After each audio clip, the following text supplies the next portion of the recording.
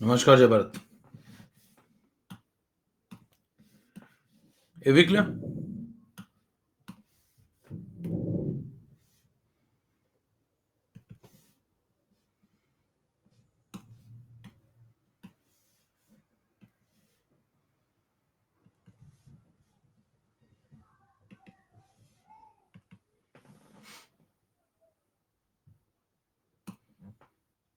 चलिए चलिए स्टार्ट करें। तो पिछली क्लास में कहां तक पहुंच गए थे हम लोग?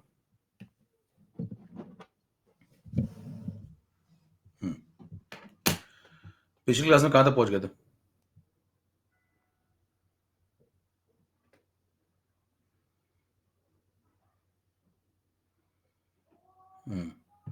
वॉल्यूम स्ट्रेंथ हो गया था। ठीक है भाई। तो पिछली क्लास में वॉल्यूम स्ट्रेंथ तक पहुंच गए थे। वॉल्यूम स्ट्रेंथ पूरा ही खत्म हो गया था, है ना? वॉल्यूम स्ट्रेंथ खत्म था पूरा। पीपीएम हो ही चुका था उसके पहले, पीपीएम वगैरह हो ही चुका था, है ना? चलो आगे बढ़े। तो चलिए स्टार्ट करते हैं फटाफट। ये अपडेटेड है मामला, तो ये अपडेट हो चुका है मामला, सब कुछ ठीक है। चलिए भाई स्टार्ट किया जाए आज का सेशन। पिछली क्लास हम लोगों ने सारी यूनिट्स वगैरह खत्म कर ली थी। हम लोग एक दो सवाल लगाते हैं जल्दी से, फिर आगे बढ़ जाते हैं। ये देखिए सब लोग फटाफट उठा दिखा दीजिए जितने लोग जुड़ चुके हैं भैया। स्पेसिफिक ग्रेविटी वाला ये सवाल तो आप लगा लेंगे मेरे ख्याल से। यस, बताइए इस सवाल में क्या करेंगे? स्पेसिफिक ग्रेविटी 4 नंबर सवाल क्या आपने लगा लिया? बताइए क्या करेंगे? अगर आपको स्पेसिफिक ग्रेविटी दी है प्योर H2SO4 की, तो क्या इसकी डेंसिटी है? हाँ भाई, इससे क्या समझेंगे? क्या इसकी डेंसिटी है? फटाफट अंगूठा दिखाइए, शुरू करें भाई जल्दी से।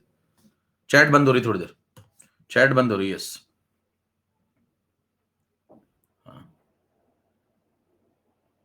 ठीक है। तो बताइए स्पेसिफिक ग्रेविटी देने का मतलब है आपको डेंसिटी मिल गई भैया ना, और डेंसिटी मिल गई, लेकिन यूनिट क्या मिली? देखिए डेंसिटी विद यूनिट मिलती भैया, ये भी बात समझिए थोड़ा। ये डेंसिटी तो दे देगा आपको, ठीक है, लेकिन आपको डेंसिटी विद यूनिट देगा। ग्राम पर एमएल यूनिट फिक्स हो गई। अब आप इसका ये मतलब निकालेंगे कि डेंसिटी ऑफ प्योर H2SO4 ये,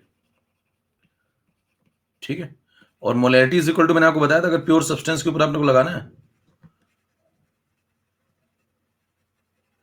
तो क्या लगाएंगे? डेंसिटी इंटू 1000 अपॉन mw, ठीक है।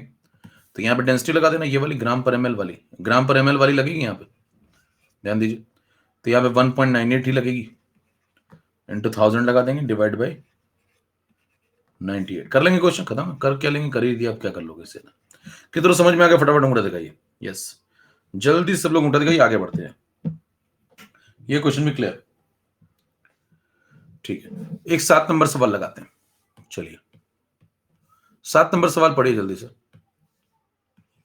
20 volume H2 find out molarity, और ये सब कर चुके हैं हम लोग पिछली क्लास में। पता है मोलैरिटी का आंसर क्या हो जाएगा? V अपॉन 5.6, है ना? याद है? V अपॉन 11.2, तो 20 अपॉन 11.2 इसका हो जाएगा 20 अपॉन 11.2। देखिए बता चुके हैं आपको सब कुछ। मोलैरिटी इज इक्वल टू क्या होता है? V अपॉन 11 और इसमें 2 मल्टीप्लाई कर देंगे एन फैक्टर, तो फिर नॉर्मलिटी आ जाएगी। ये सब हो चुका है क्लास में, अगर आप पिछली क्लास में आए हो, चरण कमल आपके पढ़े हो तो, ठीक है। तो ये नॉर्मलिटी आ जाएगी यहां से, ठीक है। स्ट्रेंथ कैसे निकालते हैं बताओ? ग्राम पर लीटर में S is equal to N लगा दें, S is equal to N. तो इक्विवेलेंट वेट कितना है? 17। तो क्या करें बताओ? 20 अपॉन 5.6, जैसे मैंने कहा था करके आइएगा थोड़ा बहुत, इंटू 17, ये हो गया। और मैं करा भी दिया था मेरे ख्याल से। और बताओ 1000 ml या 1 लीटर में अगर ये इतने ग्राम है, तो फिर 100 के अंदर कितने हो गए? 100 ml के अंदर बाई 10 कर दे यहाँ पे। ये सब क्लास में हो चुका है। 20/5.6 इंटू 17/10। कितनों की सब बातें याद है, दिमाग में सेट है, हो गया। चलें आगे चले, अंगूठा बताते जाइए फटाफट, मैं आगे चलता जाऊँ। यस, बताइए ये क्वेश्चन मैंने करवा दिया था, ये करवा दिया था मैंने। 5 लीटर से 100 लीटर मिल रहा है, तो 1 लीटर से 20 मिलेगा, ये करवा दिया था मैंने। और इस सवाल के बाद बताइए अगला सवाल क्या इसमें ये जोड़ सकता है भाई? देखो अगला सवाल ये जोड़ देगा इसमें, देखो क्या ये सवाल इससे कनेक्टेड हो जाएगा? पहले आपको ये देगा, पहले आपको ये वाला डेटा देगा, फिर ये डेटा देकर के आपसे ये निकलवा लेगा, फिर ये निकलवाने के बाद आपको इधर ले आएगा, कहेगा अब ये सब बताओ, ये सब बताओ। सबको क्लियर थी बातें? पुरानी बातें सब रिवाइज। चलें आगे बढ़ते जाएं। चलिए और आगे बढ़े। तो इस स्लाइड में तो सब कुछ हो ही गया भैया, इस स्लाइड में सब कुछ हो चुका है, यहां तक सबको क्लियर। अब हम लोग एक दो बातें और सुनते हैं और फिर हम लोग नेक्स्ट स्लाइड पे चलते हैं। यहां तक सब क्लियर है, 10 तक सारी स्लाइड के सारे क्वेश्चन मैंने करा दिया, ठीक है, सब हो गया यहां तक। अब यहां पे आगे बढ़ते हैं। अब सुनिए, कंक्लूड कर रहे हैं मामला। अब देखिए यहाँ पे टर्म आता है जिसको बोलते हैं टेम्परेचर इंडिपेंडेंट। बस ये एक बात बची है, इसको करके फिर हम लोग आगे बढ़ जाएंगे वेपर प्रेशर पे। क्या आपको बताना यूनिट में कितने लोगों को कॉन्फिडेंस आ गया कि यूनिट वाले क्वेश्चन अब हो जाएंगे? मोलैरिटी, मोलैलिटी, नॉर्मेलिटी, फॉर्मेलिटी, ये सब हो जाएगा मामला। सबको कॉन्फिडेंस आ गया इसमें? कर लेंगे सब लोग? ठीक है, चलिए। अब पहला सवाल उठता है कि टेम्परेचर इंडिपेंडेंट कंसंट्रेशन टर्म्स हम क्यों ढूंढ रहे हैं? देखिए हेडिंग पढ़ी, टेम्परेचर इंडिपेंडेंट कंसंट्रेशन टर्म्स पढ़ाओ या पढ़ो। तो मुद्दा ये उठता है, आपने सुना होगा ये कभी ना कभी, तो ये क्यों पढ़ते हैं? कई लोग पढ़ना शुरू कर देते हैं, आते ही बस पढ़ना, चलो टेम्परेचर इंडिपेंडेंट लिस्ट बना लो, लिस्ट बना ली, हो गया खत्म। चलो क्यों पढ़ रहे हैं भैया, क्या रीजन है ना? क्या रीजन है? कल एग्जाम के लिए पढ़ता हूं। तो एग्जाम के लिए जिंदगी में देखिए, जब भी आप एग्जाम के लिए पढ़ेंगे तो आप कभी जो है, कभी भी आप एक्सेलेंस नहीं पा पाएंगे, है ना? एग्जाम के लिए जो जनता पढ़ती है उनके अंदर कभी एक्सेलेंस नहीं होता, वो सिर्फ पास होने की जनता होती है। वो पास होने के लिए थोड़ा बहुत पढ़ लेते हैं, बस ठीक है। तो अगर आपको एक्सेलेंस चाहिए ना, तो परफेक्शन के पीछे भागना होगा। परफेक्शन के पीछे भागेंगे तो परफेक्शन मिल जाएगा क्या? परफेक्शन आज तक किसी को नहीं मिला है, लेकिन परफेक्शन के पीछे भागेंगे तो आपको एक्सेलेंस मिल जाएगा। और जिस दिन आपको एक्सेलेंस मिल गया ना, उस दिन काम हो गया अपना। यही मकसद था। समझ पा रहे हैं? अब बात सुनिए, इतनी आसानी से नहीं मिलता ये जो मैं बोल रहा हूं।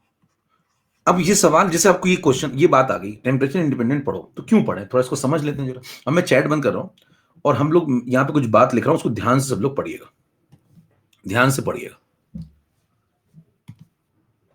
जो मैं लाइनें लिख रहा हूं उनको ध्यान से पढ़िए। फॉर कैलकुलेटिंग, ये एग्जैक्ट लाइनें आपको कहीं भी किसी भी क्वेश्चन में घुमा फिरा के वो पूछ सकता है।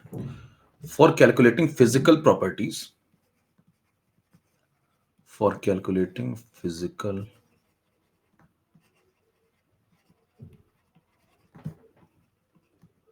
we do not use या molarity capital M is not used। और आपसे कह देगा बताओ इसमें से कौन सा स्टेटमेंट सही है कौन सा गलत है, उसमें से हो सकता है एक बयान आपको यही मिल जाए, इज नॉट यूज्ड। आप कहेंगे भाई साहब ये क्या कह दिया, मोलैरिटी तुमने खूब पढ़ी है, ये तो मतलब भौकाली हो गया। इसका रीजन,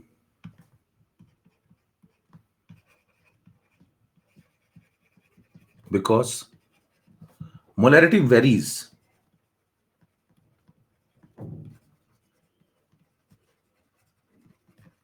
slightly with temperature।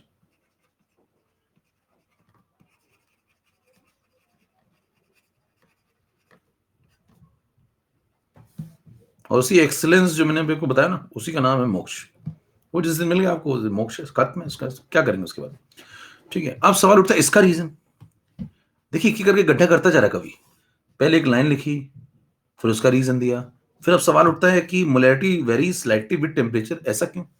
उसका रीजन सुनिए। अब और अंदर अगर हम चलें, लाइनें पढ़ते जाइए ध्यान से, इसका भी रीजन सुनो। पहले मैं लिख दे रहा हूं, फिर मैं आपको समझाऊंगा, तो आराम से बात समझ में आ जाएगी। Most liquids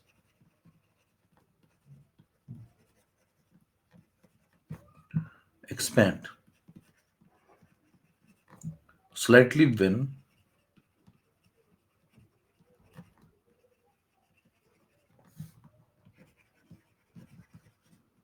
heated at a given temperature in a given solution।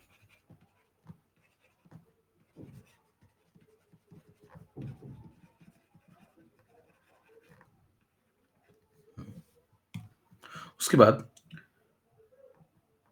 will provide, you will have a larger volume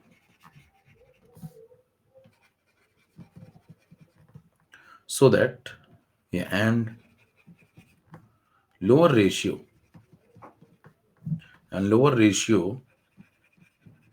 of mole to volume।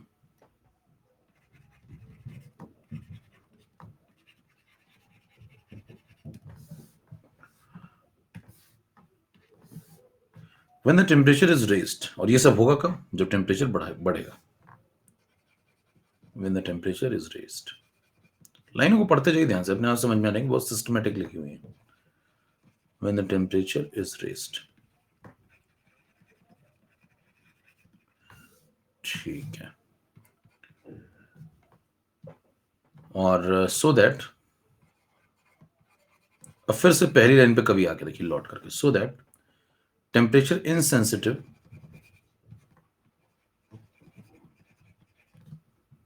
Temperature insensitive concentration terms are used। अब मैं आपको एक एक लाइन समझा रहा हूं, ध्यान से सुनिए। पॉइंट नंबर 1, मेरे ख्याल से अगर थोड़ा बहुत अंग्रेजी समझते होंगे और मतलब थोड़ा बहुत दिमाग भी रखते होंगे तो बातें सब लिख दी गई हैं, सब क्लियर है, बिल्कुल सिस्टमैटिक। वो भी आज की स्लाइड नंबर 1 ये देखिए, पहले हेडिंग पढ़ी टेम्परेचर इंडिपेंडेंट कंसंट्रेशन टर्म्स, पढ़ना शुरू करें। सवाल उठता है क्यों पढ़ना शुरू करें, तो जवाब आया कि जब आप कैलकुलेट करते हैं, जब आप कैलकुलेट करते हैं फिजिकल प्रॉपर्टीज मतलब जैसे अननोन व्यक्ति है कोई, एक सॉल्यूशन बना हुआ है उसमें अननोन सॉल्यूट है, सॉल्यूट का नाम ही नहीं पता है, अब आपको उसका मोलर मास चाहिए, है ना, मोलर मास चाहिए, तो given mass upon molar mass, उसमें मोलर मास आपको चाहिए और मोलैरिटी वगैरह आपको दे रखी मान लीजिए, है ना, तो हम मोलैरिटी वगैरह यूज करेंगे। मान लीजिए आपने कंसंट्रेशन कहीं से निकाल लिया उसका सॉल्यूशन का, और सॉल्यूशन का कंसंट्रेशन वगैरह निकाल लिया और मोलैरिटी में निकाल लिया, तो इसको हम यूज करने की कोशिश करेंगे, क्या निकालने के लिए, गिवन व्यक्ति का, गिवन सॉल्यूट का जो अननोन है उसका मॉलिक्यूलर मास निकालने के लिए। लेकिन हम मोलैरिटी को नहीं यूज करना चाहते। अब सवाल उठता है मोलैरिटी को क्यों नहीं यूज करना चाहते, है ना, मोलैरिटी को क्यों नहीं यूज करना चाहते, या इसके जैसे लोगों को नहीं यूज करना चाहते, क्योंकि रीजन ये है बिकॉज मोलैरिटी वेरीज, मोलैरिटी थोड़ा बहुत वेरी कर जाती, बदल जाती है अगर तापमान बदल गया। अब सवाल उठता है तापमान कैसे बदलेगा, मान लीजिए आप जहां पे एक्सपेरिमेंट कर रहे हैं वहां पे थोड़ा सा गर्मी बढ़ गई, जैसे हम जहां जाते हैं वहां गर्मी बढ़ जाती है, तो मान लीजिए वहां गर्मी बढ़ गई, हम वहां चले गए, या मतलब माहौल किसी और वजह से गर्म हो गया, या बर्नर कहीं से हीट आ गई, कहीं सप्लाई हो गई, लैब है, तो अगर गर्मी वहां थोड़ी भी बढ़ गई, टेम्परेचर वेरी हो गया थोड़ा बहुत, तो मोलैरिटी भी वेरी हो सकती है। और मान लीजिए आप मोलैरिटी जो बॉटल के ऊपर लिख के बैठे हैं वो कुछ और थी, जिससे आप कैलकुलेशन कर रहे हैं, और जो मोलैरिटी एक्चुअल उसके अंदर हो गई है वो कुछ और हो गई है, क्योंकि टेम्परेचर अचानक से हल्का सा बदल गया और आपको कुछ आइडिया ही नहीं लगा, आप उसी सेम मोलैरिटी पे दिए जा रहे हैं आंसर, जो मोलैरिटी बॉटल के ऊपर लिखी हुई है, लेकिन अंदर जो बोतल के अंदर रियल मोलैरिटी अब है एग्जिस्टिंग एक्सपेरिमेंटल, वो चेंज हो चुकी है क्योंकि तापमान बदल गया है। समझ में आ रही बात, क्योंकि तापमान बदल गया। अब आप जो कैलकुलेशन कर रहे हैं वो तो पुरानी मोलैरिटी से कर रहे हैं, लेकिन मोलैरिटी तो चेंज हो गई है। समझ में आ रही बात, तो पुराने से अगर आप कैलकुलेशन करेंगे तो आपका जो आंसर आएगा वो सही नहीं आएगा। अब आपका आंसर सही नहीं आएगा, अब आपका आंसर सही नहीं आएगा तो भैया फिर तो सारा मामला गड़बड़ हो गया, आपको फिजिकल प्रॉपर्टीज और निकाल ले तो गलत आ जाएगी। अब मुद्दा ये हो गया कि रीजन इसका क्या भी है, फिर रीजन ऐसा क्यों होता है, ऐसा क्यों होता है, क्योंकि ज्यादातर लिक्विड्स होते हैं सॉल्वेंट, जैसे आप पानी लेके बैठे हैं मान लीजिए, है ना, पानी लेके बैठे हैं और अगर टेम्परेचर बढ़ गया तो एक्सपेंड हो जाते हैं, अगर पानी लेके बैठे हैं और टेम्परेचर वगैरह बढ़ गया तो लिक्विड थोड़े एक्सपेंड हो जाते हैं क्योंकि हीट सप्लाई हो गई, और जब लिक्विड एक्सपेंड हो जाएंगे तो उनका वॉल्यूम बढ़ जाएगा, अगर उनका वॉल्यूम बढ़ गया तो सॉल्यूशन का भी वॉल्यूम बढ़ जाएगा, लेकिन जो मोल मिला के रखे आपने सॉल्यूट की वो तो नहीं है, तो आप क्या बोलेंगे, वॉल्यूम तो बढ़ गया, देखो लार्जर वॉल्यूम, देखो यहाँ वर्ड लिखा हुआ है क्या, लार्जर वॉल्यूम, मतलब वॉल्यूम क्या हो गया, बढ़ गया, और आपको पता भी नहीं चला। और बताइए एक लोअर रेशियो जनरेट हो जाएगा वहां पे, किसका, मोल टू वॉल्यूम का, क्यों, क्योंकि मोल उतना ही है, देखो मोल उतना ही है, मोल सेम है, लेकिन वॉल्यूम बढ़ गया, तो आप कहेंगे मोल कैसे, मोल सेम है, हीट सप्लाई करने से मोल थोड़ी बदल जाएंगे, लेकिन वॉल्यूम क्या हो गया, वॉल्यूम बढ़ गया। अब बताइए जब वॉल्यूम बढ़ गया तो क्या होगा, mole upon volume N by V वो घट जाएगा, है ना, एन बाई वी घट जाएगा। देखिए मोल सेम रहे, वॉल्यूम बढ़ गया, तो उसने क्या बोला, lower ratio of mole to volume, यानी कि रेशियो घट जाएगा। कौन सा रेशियो घट जाएगा, कौन से रेशियो की बात कर रहे हैं यहाँ पे, एन बाई वी की, समझ में आ रही बात, ये घट जाएगा क्योंकि वी बढ़ गया है और एन बाई है, जब टेम्परेचर आप बढ़ाएंगे तब, या बढ़ जाएगा तब। तो अब जब बताइए आप टेम्परेचर बदल गया तो ये रेशियो बदल गया, तो जब ये रेशियो बदल गया तो मोलैरिटी बदल गई, अब आप मोलैरिटी बदल गई तो फिर आपका जो आंसर आएगा भाई मोलैरिटी चेंज हो गई, तो अगर आप उसको नहीं समझ पाए और आपने फिजिकल प्रॉपर्टीज ऐसे निकाल दी तो फिर तो आंसर गलत आ जाएगा। तो इसका मतलब आपको ऐसे व्यक्ति चाहिए होते हैं वहां पे लैब में जिनके ऊपर टेम्परेचर इनसेंसिटिव कंसंट्रेशन टर्म्स हो। इनसेंसिटिव मतलब जिनका जो कंसंट्रेशन का डेटा हो वो चेंज ना हो, मतलब जो बोतल पे लिखा हो और जो एक्चुअल अंदर हो वो दोनों मैच करें। अगर दोनों मैच करेंगे तो आपका जो ऑब्जर्व्ड आंसर होगा और जो कैलकुलेटेड आंसर होगा दोनों मैच करेंगे। समझ पा रहे हैं, तो आप कैसे कंसंट्रेशन टर्म्स ढूंढते हैं इस काम के लिए, जो टेम्परेचर इनसेंसिटिव हो, जिनको तापमान से कोई खास फर्क नहीं पड़ता है। अब आप सोचिए कि ऐसे टर्म्स आपको कहां मिलेंगे और क्यों मिलेंगे, ऐसे टर्म्स आपको तब मिलेंगे, ये सब शुरू कैसे हुआ, टेम्परेचर की सेंसिटिविटी आई कहां से, यहां सोचिए गलती कहां से शुरू हो गई, टेम्परेचर सेंसिटिविटी आई कहां से, जब एक्सपेंशन हुआ, जब एक्सपेंशन हुआ, एक्सपेंशन होगा तो क्या बदलेगा, वी बदलेगा, तो जिनमें वी का टर्म आएगा, और एक्सपेंशन आप रोक नहीं सकते, ये थोड़ी आप एक्सपेंशन थोड़ी रोक देंगे आप, ये तो होगा ही होगा ना, तो ये आप नहीं रोक सकते, लेकिन आप वॉल्यूम का टर्म गायब कर सकते हैं कंसंट्रेशन टर्म्स में से, वॉल्यूम का टर्म ही गायब करते हैं, तो मैं ऐसे कंसंट्रेशन टर्म्स पकड़ूंगा जिनमें वॉल्यूम का टर्म ही नहीं आता, इसीलिए कहा जाता है जिनमें वॉल्यूम का टर्म आएगा वो सेंसिटिव होते हैं, और जिसमें वॉल्यूम का टर्म नहीं आएगा उनको पकड़ लीजिए, वो इनसेंसिटिव हैं और वो हमारा ये काम कर देंगे, उससे हमें अननोन व्यक्ति की फिजिकल प्रॉपर्टीज मिल जाएंगी और कैलकुलेशन एरर नहीं होगी। कितनों को बातें यहां तक समझ में आई?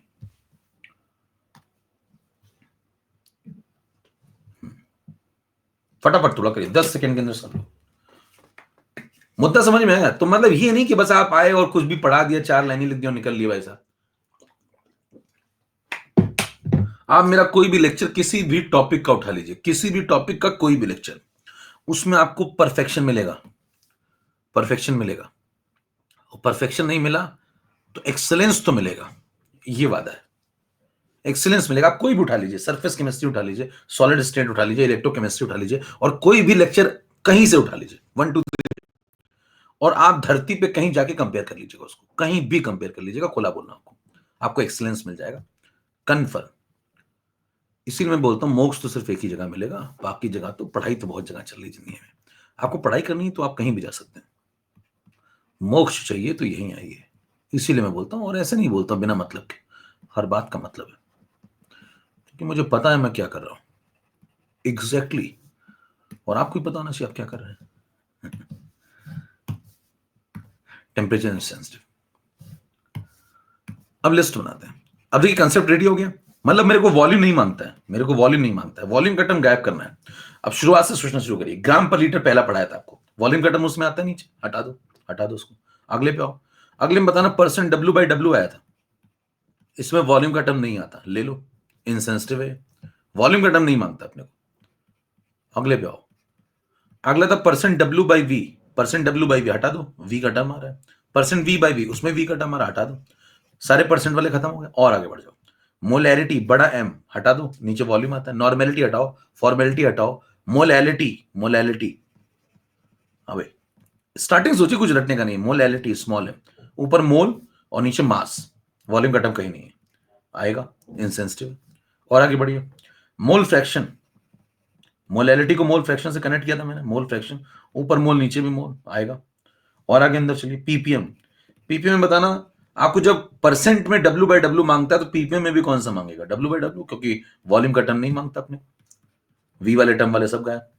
अगला एक और इसमें शामिल कर रहा हूं मैं, जो लोग शामिल नहीं करते हैं, जिसको बोलते हैं परसेंट बाई मोल, बताइए आएगा कि नहीं आएगा? हाँ भाई, परसेंट बाई मोल आएगा कि नहीं आएगा, यस और नो, परसेंट बाई मोल आएगा कि नहीं आएगा? यस आएगा, क्यों आएगा? ये सब परसेंट बाई मोल क्यों आएगा? परसेंट बाई मोल क्या होता है बताओ? परसेंट बाई मोल होता क्या है? जैसे मान लीजिए सॉल्यूट का आपको निकालना है ना? तो सॉल्यूट के मोल अपॉन सॉल्यूट के मोल प्लस सॉल्वेंट के मोल इनटू 100, ये परसेंट बाई मोल है। तो बताइए जब मोल फ्रैक्शन आ गया भैया, तो फिर ये भी तो आ जाएगा, 100 ही तो मल्टीप्लाई किया, तो ये सब जितने लिखे हुए हैं, क्या इनको रटने की जरूरत है? अभी क्या इनको रटने की जरूरत है? ये सब कंसेप्चुअल बातें, क्लियर है? इनका कंसेप्ट पीछे लिखा दिया मैंने आपको, डन, सबको बातें क्लियर? कितने आ गए यहाँ पे? 5 लोग, कितने लोग आ गए यहाँ पे? 5 लोग, चले आगे, 1 2 3 4 5, और क्यों आए वो सब रीजन भी आपको clear. Slide number 3, slide number 3 में अगला जो पॉइंट हम पढ़ने जा रहे हैं वो है, या चाहे इनको टेम्परेचर इनसेंसिटिव बोल लीजिए या टेम्परेचर इंडिपेंडेंट बोल लीजिए, बात एक ही है, कहीं पे भी आपको लिखा मिलेगा टेम्परेचर इंडिपेंडेंट, बात वही है।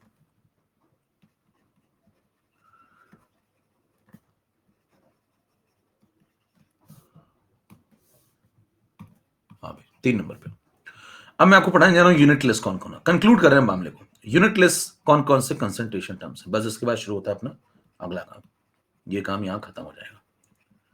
कौन कौन से ऐसे कंसंट्रेशन टर्म्स हैं जो यूनिट लेस है? यूनिट लेस कब होता है मामला बताओ?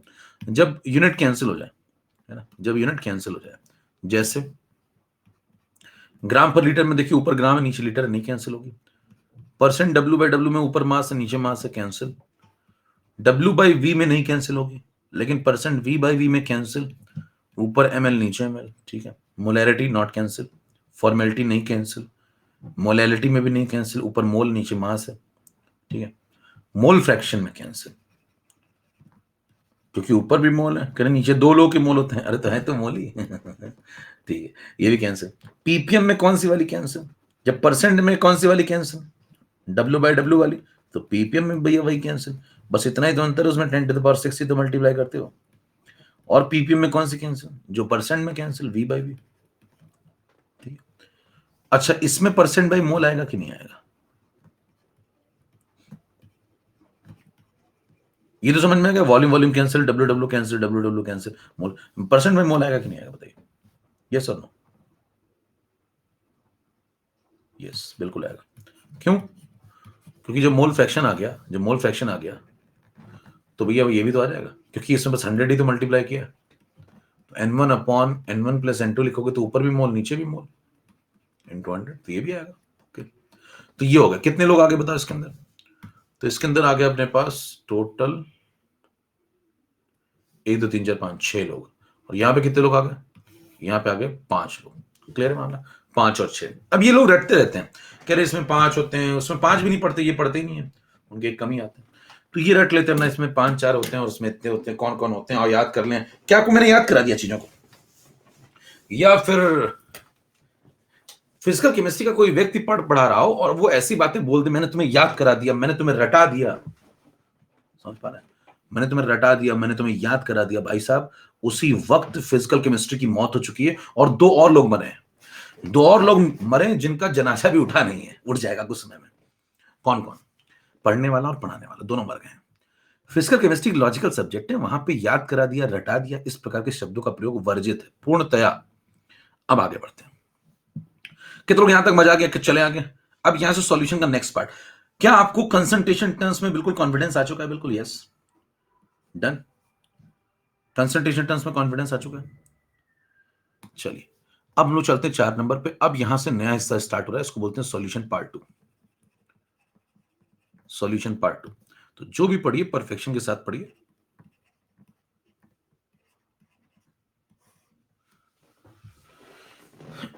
ठीक है।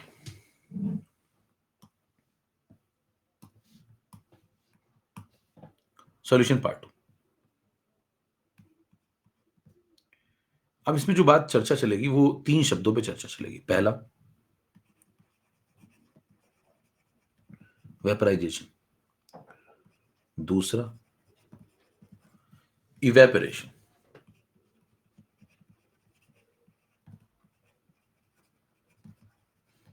तीसरा बॉइलिंग।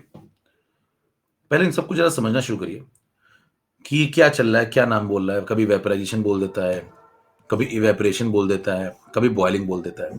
कोई ऐसा पूछे कि बताइए इन तीनों में कौन से 2 टर्म सेम है, कौन से 2 टर्म्स बिल्कुल आइडेंटिकल है, एक ही। स्पेसिफिक ग्रेविटी यूनिट लेस होगा, बता तो दिया, कितनी बार बताएं, पिछली क्लास में आए होगे तो बताया था, है ना। मौसम की तरह आते हो तो फिर मौसम की तरह तुम भी बदल तो न जाओगे। हाँ बताओ, पता है कौन कौन से टर्म बिल्कुल सेम है, कितने कहते हैं इनमें से कोई, कितनों को लगता है तीनों सेम है, तीनों एक ही बात होते हैं। पहला पॉइंट, कितनों को लगता है तीनों एक ही बात, भैया एबीवी सब मैच चल रहा है, आप अपना रिफ्रेश कर लीजिए, मेरी तरफ से सब सही है।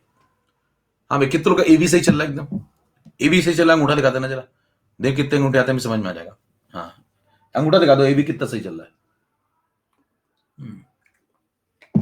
हाँ तो बिल्कुल सही चल रहा है, 2.5 आ गया तो मतलब बिल्कुल सही चल रहा है, तो अपना आप रिफ्रेश कर लीजिए, दोबारा एबी मत लिखिए, अब मुद्दे की बात समझिए। अच्छा, ये जो 3 टर्म है, वेपराइजेशन, इवेपोरेशन और बॉइलिंग, कितनों लगता है कि तीनों सेम है, कितनों लगता है तीनों सेम है, कितनों लगता है तीनों अलग अलग है। अच्छा, और कितने लोग लगता है कि कोई 2 सेम है। अब इनको समझिए, ये सब बातें लोगों को कम समझ में आती हैं, क्या चल रहा है क्या नहीं चल रहा है। इसको समझने के लिए एक बार मैं रिफ्रेश कर दे रहा हूं, ठीक है, मैंने एक बार रिफ्रेश कर दिया। अब अगर आपका ए बी ना मैच करे तो समस्या आपके भीतर, उसको समाज में मत तलाशिए, ठीक है। अपने नेट को सुधारिए, हाँ, ठीक है। मेरे क्या सबसे चल रहा है अभी, अब सबका सही है, भी है। जिनका सही चल रहा है एक बार अंगूठा दिखा दो, आगे बढ़े, काम शुरू किया जाए, ठीक है। अब इन शब्दों को समझना है हमें, तो सबसे पहले शुरुआत करते हैं वेपराइजेशन से। 5 नंबर स्लाइड पे आइए, और सबसे पहले बात करने जा रहे हैं हम लोग एक वेपराइजेशन टर्म की।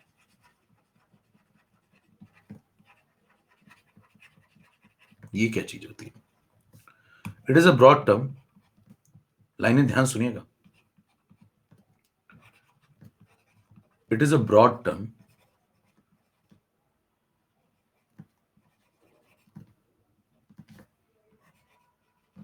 which means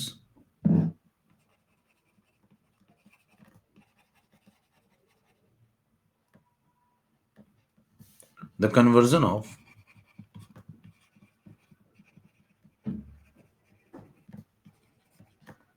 liquid into vapor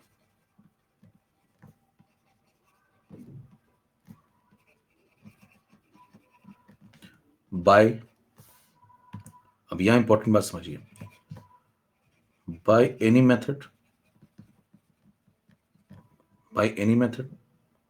comma, at any condition।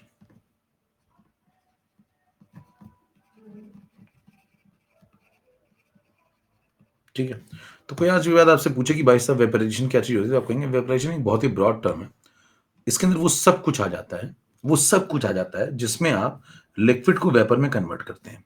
Liquid को वेपर में कन्वर्ट करते हैं, कैसे कन्वर्ट करते हैं? कोई कंडीशन नहीं फिक्स है, कुछ भी कंडीशन नहीं फिक्स है, कैसे भी करिए, किसी भी मेथड से करिए और किसी भी कंडीशन पे करिए।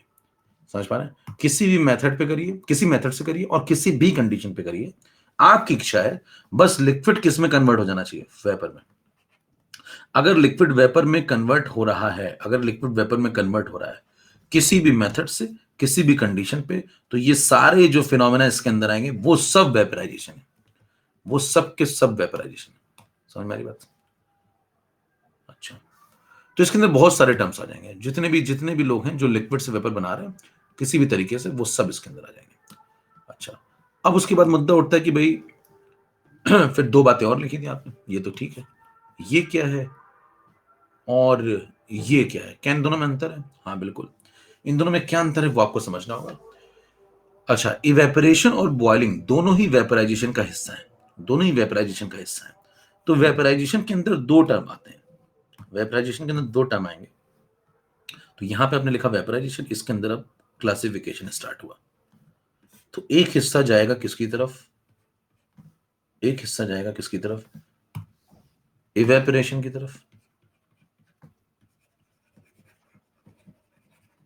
ठीक है, और एक हिस्सा जाएगा किसकी तरफ? बॉइलिंग की तरफ। अच्छा, इसका मतलब आप चाहे बॉइलिंग कर रहे हो, चाहे आप इवेपोरेशन कर रहे हो, आपका मकसद एक ही है ना? मकसद एक ही है, क्या? लिक्विड को वेपर में कन्वर्ट करना। देखिए, दोनों जगह लिक्विड वेपर में कन्वर्ट होता है, चाहे इवेपोरेशन कराएं और आप चाहे बॉइलिंग कराएं, दोनों ही जगह लिक्विड वेपर में कन्वर्ट हो रहा है। मतलब ये दोनों किसके अंदर आ रहे हैं? ये दोनों किसके अंदर आ रहे हैं? वेपराइजेशन के अंदर। तो वेपराइजेशन एक बहुत ही ब्रॉड टर्म है, उसमें बहुत सारे फिनोमेना आ जाते हैं, जैसे उसके अंदर ये फिनोमेना भी आ जाएगा और ये भी आ जाएगा, क्योंकि इन दोनों में कहीं ना कहीं आप लिक्विड को वेपर में ही तो कन्वर्ट कर रहे हैं। इतनी बात समझ में आई? तो पहले सबसे कौन सा टर्म आया बताइए, कौन सा टर्म आया बताइए? वेपराइजेशन। फिर वेपराइजेशन का मतलब क्या बताया मैंने आपको? लिक्विड का वेपर में कन्वर्जन। कैसे? किसी भी मेथड से कराइए, कोई भी मेथड लगाइए, दुनिया का जो मेथड आपको लगाना हो, है ना? अब जो मेथड में क्या लगाएंगे, है ना, वो ये है या बॉइलिंग है, सोर्स लगाइए या सोर्स मत लगाइए, वो आपकी इच्छा है, कैसे भी करिए, किसी भी कंडीशन पे, कोई भी टेम्परेचर हो, 40 डिग्री, 50 डिग्री, 60 डिग्री, मेरे को कोई मतलब नहीं, बस लिक्विड वेपर में कन्वर्ट होना चाहिए। सब प्रोसेस वेपराइजेशन। अब उसमें इवेपोरेशन और बॉइलिंग, ये दो प्रोसेस आ जाते हैं। ये दोनों किसके अंतर्गत आते हैं? वेपराइजेशन के अंतर्गत। अब सवाल है, क्या ये दोनों अलग अलग हैं? हाँ, यस, दोनों अलग अलग हैं। इवेपोरेशन अलग कंसेप्ट है, बॉइलिंग अलग कंसेप्ट है, दोनों में अंतर है। दोनों में क्या अंतर है और दोनों में क्या सिमिलैरिटी है, दोनों बातें आपको समझनी होगी। दोनों में सिमिलैरिटी क्या है? दोनों लिक्विड को चाहते हैं कि वेपर बना दे, लेकिन तरीके अलग अलग है, कंसेप्ट अलग अलग है। अब मान लीजिए कोई रिक्शे वाला आपको मिल गया, अब जरा बात सुनिए मेरे ख्याल से, यहाँ पे चैट का ऑप्शन भैया बंद हो गया, तुम लोगों ने रिफ्रेश रिफ्रेश करा के, है ना, इसीलिए मैं रिफ्रेश नहीं कर रहा था। रिफ्रेश करा के चैट का ऑप्शन ही बंद कर दिया भैया, अब चैट ही नहीं खुल रही है। हाँ, क्वेश्चन में लिख दो अब जरा, सब सही चल रहा है क्या? है ना, वो लैग नहीं है ना? थोड़ा दिमाग लगा लिया करो, मैं रिफ्रेश कर रहा हूँ, बोल के कर रहा हूँ, लेकिन लिख रहे हैं लैग लैग लैग। कुछ तो लगा लो, सुबह सुबह शुरू हो जाते हो क्या? अंधेरा तो जाने दो। हाँ, अभी सब सही चल रहा है क्या? अभी सब सही चल रहा है कि एक बार क्वेश्चन में लिख दीजिए, क्वेश्चन टैब में। कह रहे मेरा कभी ये सब दिमाग में मेरे क्यों नहीं आता है। हाँ, ठीक है, चलिए ओके। तो हम लोग आगे बढ़ते रहते हैं, सब सही चल रहा है। अब उसके बाद मुद्दा अगला ये है, अगला मुद्दा ये है कि इवेपोरेशन और बॉइलिंग को समझाया जाए। अब मान लीजिए आपको कोई रिक्शे वाला मिल गया, है ना, क्योंकि आपने रिक्शे वाले को अगर समझा लिया तो फिर आप तो उससे तो ज्यादा ही समझदार है। तो मान लीजिए आपने कहा इवेपोरेशन किसी रिक्शे वाले को समझाना है मेरे को, और बॉइलिंग किसी रिक्शे वाले को समझाना है कि भैया ये क्या होता है, ये क्या भौकाल चलता है इसके अंदर। तो मान लीजिए आप किसी रिक्शे वाले के पास गए, उससे कहा कि यहाँ चलना है चलो, और वो कहता है कि मेरे को रास्ते में इवेपोरेशन और बॉइलिंग में अंतर समझा दोगे तो पैसे नहीं लेंगे तुमसे, तो पैसे नहीं लेंगे। अब उसको क्या समझाओगे, कहो evaporation is a process in which liquid is converted into vapour at any temperature, surface phenomena. ऐसी बातें करोगे, पकड़ के मारेगा, डबल पैसे लेगा। हाँ, उससे क्या बोलेंगे, सुनिए ध्यान से। उससे कहेंगे थोड़ा चलो आगे, समझाते हैं तुम्हें। कह रहे हाँ चलते हैं। जब वो थोड़ा आगे चलेगा, उससे कहेंगे देखो ये देखो एक छत दिख रही है, कह रहा हाथ दिख रही है। छत पे देखो आंटी दिख रही है, कह रहा हाथ दिख रही है। कह रहे उनको नहीं देखना है उनको नहीं देखना है। देखो कपड़े सुखा रही हैं, कह रहे हाँ, हाँ उसे ही देखना है। ठीक है, तो पीले वस्त्र मान लीजिए यहाँ पे सूख रहे हैं, एक शर्ट है या कोई जो है ना, तो ये एक शर्ट यहाँ पे सुखाई जा रही है, एक पीला वस्त्र है जो कि गीला है, पीला वस्त्र है जो कि गीला है। तो ध्यान दीजिए इस पे ये जो छोटी छोटी बूंदें हैं, ये सब जमा है। ठीक है, ये सब किसकी ड्रॉपलेट्स हैं, वाटर की। तो कहो कि भाई साहब देखो छत पे देखो जरा, तो कहेगा हाँ दिखा छत पे। करे क्या दिखा, करे आंटी दिखी। नहीं आंटी नहीं देखनी है, फिर से उसको समझाइए कि दिशा भ्रमित मत होइए, आंटी को नहीं देखना है, कपड़े को देखना है। तो आंटी जो कपड़े सुखा रही है उसमें वाटर की ड्रॉपलेट्स लगी हुई हैं, कहेगा हाँ दिख रही है। और उसको वाटर की ड्रॉपलेट वगैरह फिर बोलेंगे, फिर उतार के आपको मारेगा। उससे मतलब आसान भाषा में बात करिए, उससे कहो भैया पानी की बूंदे दिख रही है, गीला कपड़ा दिख रहा है तुम्हें, कह रहा हाँ दिख रहा है, गीला कपड़ा दिख रहा है। कह रहा ठीक है, ये वेट क्लोथ है। लेकिन उसको आप ये सब मत बोलिएगा, उसको बोलिएगा भैया गीला कपड़ा। कह रहा ठीक है गीला कपड़ा। कह रहे कि देखो छत पे धूप पड़ी है, कह रहा हाँ मौसम सुहावना है। मजा आ रहा है, मौसम सुहावना है, कह रहा हाँ मौसम सुहावना है। बताइए, उससे पूछना आधे घंटे बाद अगर मान लो तुम्हें छत पे मैं ले जाऊं, तुम्हें छत पे ले जाऊं, तो क्या करोगे। तो छत पे जाऊंगा, कह के कपड़े चेक करूंगा कि वो गीले थे, अब कितने गीले हैं। तो कहेगा एक घंटे बाद जाऊं, आधे घंटे बाद जाऊं, एक घंटे बाद जाऊं, 2 घंटे बाद अगर तुम्हें छत पे बार बार मैं भेजूं, तो बताइए वो कपड़ा थोड़ा सूख जाएगा क्या, कपड़ा थोड़ा सूख जाएगा। क्यों सूख गया वो कपड़ा, क्योंकि जो वाटर की ड्रॉपलेट थी इनको एनर्जी मिल गई। जो वाटर की ड्रॉपलेट थी इनको कहीं से एनर्जी मिल गई। कहां से एनर्जी मिल गई, कोई कोई आपने बर्नर लगाया था क्या, नहीं, सूरज था, सूरज। तो सूरज से एनर्जी ली इन्होंने, और एनर्जी लेकर के ये लोग क्या हो गए, वाटर की ड्रॉपलेट कन्वर्ट हो गई किसमें, किसमें, वेपर में। और जब ये वेपर में कन्वर्ट हो गई तो ये यहां से फरार हो गई, यहां से देखिए यहां लगी हुई थी ना ये छोटी छोटी बूंदें, कि यहां से फरार हो गई। और जब यहां से फरार हो गई तो यहां से भाग गई, और क्या बना दिया इन्होंने, वेपर बना दिया, इन्होंने वेपर बना दिया। तो लिक्विड का किस में कन्वर्जन हो गया, वेपर में। ठीक है, कितने डिग्री तापमान है, मौसम सुहावना है, हो सकता है 40 डिग्री, हो सकता है 30 डिग्री या 35 डिग्री हो। गर्मी पड़ रही हुई तो 40 डिग्री होगा, सुहावना मौसम होगा तो 32-33 डिग्री होगा। क्या 33 डिग्री पे, क्या 33 डिग्री पे या 30 डिग्री पे, इतने डिग्री सेल्सियस पे ये काम हो जाएगा, यस बड़े आराम से। 30 डिग्री पे भी हो जाएगा, 29 डिग्री पे भी हो जाएगा। तो मतलब सुहावने मौसम में भी चलता है ये कार्यक्रम, है ना। तो ये इवेपोरेशन, क्या बोलेंगे, ये इवेपोरेशन है। उससे कहेंगे भाई साहब ये जो कपड़े सुखा रही है आंटी, और वो अपने आप आंटी, तो आंटी नीचे चली गई, कह रहे हाँ आंटी नीचे चली गई। कह रहे फिर भी कपड़े सूख रहे हैं, कह रहे हाँ फिर भी सूख रहे हैं। इसका मतलब आंटी कपड़े नहीं सुखा रही, कपड़े सूख रहे हैं।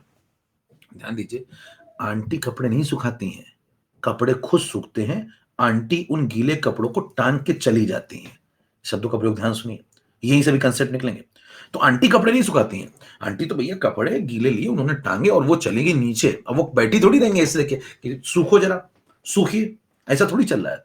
तो मतलब अपने आप प्रोसेस चल रहा है। ऐसे प्रोसेस को क्या बोलते हैं, स्वतः चलने वाला स्पॉन्टेनियस प्रोसेस है। कैसा प्रोसेस है, स्पॉन्टेनियस प्रोसेस है। आंटी की घूरने से कपड़े नहीं सूखते हैं, है ना, कपड़े सूखते हैं स्वयं, स्पॉन्टेनियस प्रोसेस है। उससे वो कहेगा हाँ कुछ कुछ समझ में आया। कह रहे थोड़ा और आगे चलो, कह रहे क्या करोगे, कह रहे बॉयलिंग सीखना है, नहीं सीखना है, कह रहे हाँ बॉयलिंग सीखना है ना, सिखाओ। कह रहे थोड़ा और आगे चलो, कैंची मारो। हम वो कैंची मारेगा, थोड़ा आगे चलेगा, उससे कहेंगे देखो फिर से तुम्हें एक घर दिख रहा है, कह रहा हाँ दिख रहा है। कह रहे इस बार क्या दिख रहा है? कह रहा छत दिख रही। कह रहे इस बार छत नहीं देखनी है, इस बार छत नहीं देखनी है, इस बार किचन देखना है, इस बार किचन देखो। कहेगा हाँ चलो किचन देखा। खिड़की एक लगी थी सामने, उससे किचन, वहां जाकर कैंची रोक दी और रिक्शा रोक दिया और कहा किचन देखो। अब किचन देखना शुरू किया। कह रहा क्या दिख रहा है किचन में? फिर आंटी दिख रही। फिर आंटी नहीं देखनी है, तुम गलत चीज देखते हो गुरुवार बार, आंटी नहीं देखने का। तो बताइए करे फिर क्या देखने का? कहेंगे यहाँ पे बर्नर लगा हुआ देखो किचन में, देखो आंटी, यहाँ आंटी तो दूर की खड़ी, उनको उनको नहीं देखने का। यहाँ बर्नर लगा हुआ है, यहाँ बर्नर लगा हुआ है, देखो बर्नर को ध्यान से देखो। बर्नर से देखो एनर्जी, ऊर्जा मिल रही है, गर्मी आ रही है। आसान भाषा में बात करिए उससे, नहीं तो उतार देगा आपको। कह रहे गर्मी देखो मिल रही होगी। इसके ऊपर एक बर्तन लगा हुआ है, उससे कहना इसके ऊपर एक बर्तन रखा हुआ है। कह रहा हाँ बर्तन भी रखा हुआ है। कह रहे ये जो बर्तन है देखो इसके अंदर पानी भरा हुआ है। कह रहा हाँ इसके अंदर पानी भरा हुआ है। कह रहा कि ये जो पानी है ना, आंटी का मकसद है इस पानी को उबालना, आंटी का मकसद है इस पानी को उबालना। कहे कैसे? कहेंगे ये जो लगा रखा है ना, ये इससे, इसकी मदद से, ये जो बर्नर है इसकी मदद से आंटी इस पानी को क्या करना चाहती है? उबालना चाहती है। ये जो फिनोमेना चल रहा है ये बॉइलिंग है, ये बॉइलिंग है। कि हाँ कुछ तो समझ में आया, कुछ तो समझ में आया। कितनों को थोड़ा बहुत समझ में आना शुरू हुआ कि दोनों में क्या अंतर होता है?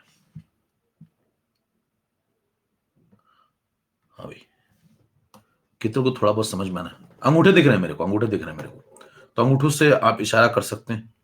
चैट बंद है, अंगूठों से आप इशारा करिए कि क्या आपको बातें समझ में आ रही हैं। अच्छा, बातों को 100% गहराई में, पर मैंने कहा ना परफेक्शन, परफेक्शन का पीछा और करते हैं कि कोई भी आपसे छोटी छोटी बात वो पूछ ले तो आप बता पाए। तो हम लोग एक अंतर की लिस्ट बना लेते हैं। स्लाइड नंबर 6 पे आइए, स्लाइड नंबर 6 पे यहां पे मैं लिख रहा हूं इवेपोरेशन,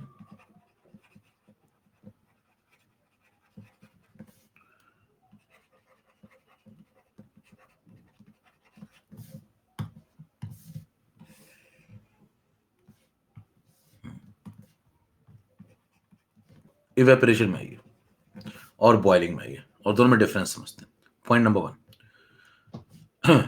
इसमें लिक्विड वेपर में कन्वर्ट होता है, यस। इसमें लिक्विड वेपर में कन्वर्ट होता है, यस। ये तो सिमिलैरिटी होगी, फिर डिफरेंस क्या है? अब डिफरेंस आएंगे। ये स्लो प्रोसेस है,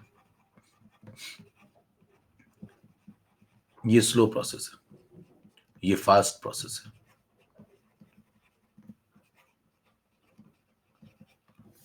सेकेंड, देखते जाइएगा ध्यान से, जो मैं पॉइंट लिख रहा हूं यहीं से क्लियर हो जाएगा।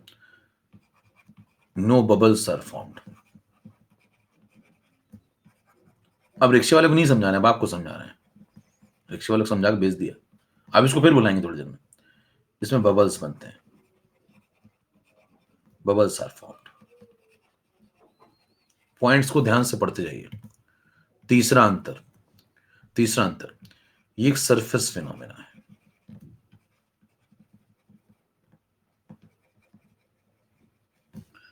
इधर वाला एक बल्क फिनोमेना है।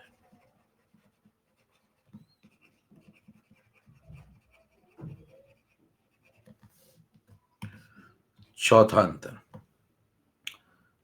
इसको सरफेस फिनोमेना क्यों बोलते हैं? है ना? उसके लिए मैं एक बात लिख देता हूं पहले तो। Takes place, takes place from the exposed surface,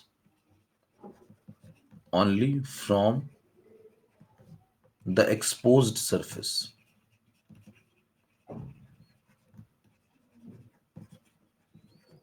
ठीक है, यहां पे आप लिखेंगे occurs throughout the liquid, इसलिए इसको बोलते हैं bulk phenomena, through out the liquid. अभी जो हिंदी वाली कोई जनता हो तो उसको भी समझ में आ जाएगा, टेंशन मत लीजिए, कोशिश करिए। इतने आसान शब्द लिख रहा हूं मैं कि कोशिश करिए आपको बातें समझ में आए। नहीं आएंगी तो मैं फिर से भी बताऊंगा, भी समझाऊंगा। अभी मैं लिख रहा हूं, मैं समझा नहीं रहा हूं। जब मैं समझाता हूं तो समझ में आ ही जाता है, मतलब कितना ही मूर्ख से मूर्ख व्यक्ति भी हो। और उसके मेरे समझाने के बाद अगर आपको ना आए तो मूर्ख व्यक्ति में से मूर्ख हटा लीजिए, व्यक्ति हटा लीजिएगा। ठीक है,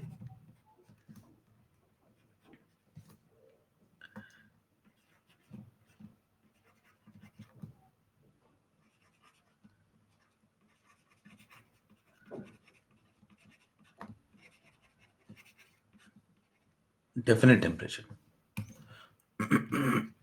अगला, एनर्जी सप्लाइड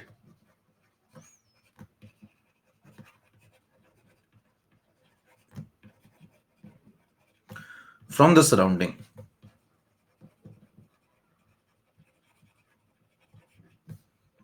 यहां पे बात करेंगे तो source of energy is required. ठीक है, अगला, अगला पॉइंट है यहां पे स्पॉन्टेनियस, यहां पे नॉन स्पॉन्टेनियस।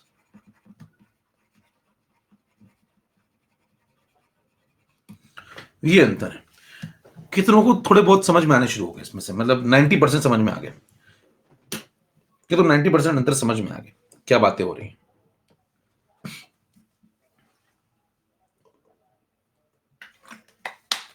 अब जो बाकी बचा कुचा काम है, देखिए मैं इतने सिस्टमेटिक आपको लिख के दे रहा हूं कि मतलब अगर आप थोड़े भी समझदार हैं तो आधा तो ऐसे ही समझ में आ जाएगा आपको, केवल लिखा और समझ में आ जाएगा, और यहां जो बातें मैंने बोली उसी समझ में आ जाएगा। अब देखिए यहां पे आइए 7 नंबर पे आइए, किसी ने कहा भाई साहब मेरे को खुल के समझाओ एकदम ये सारी बातें, उससे कहेंगे इवेपोरेशन को ढंग से समझो, फिर इवेपोरेशन को ढंग ढंग से समझो। क्या ये समझो, कहेंगे देखिए वो तो आपको आंटी कपड़े सुखा रही, वो सब तो ठीक है, हो गया, वो तो रिक्शे वाला चला गया। अब मान लीजिए पढ़ा लिखा व्यक्ति आया, वो कहता है मेरे को समझाओ इवेपोरेशन क्या होता है, उसके कहेंगे कंटेनर लो, कहना ठीक है, अब इस कंटेनर के अंदर एक लिक्विड भर दो, क्या ये भी ठीक है,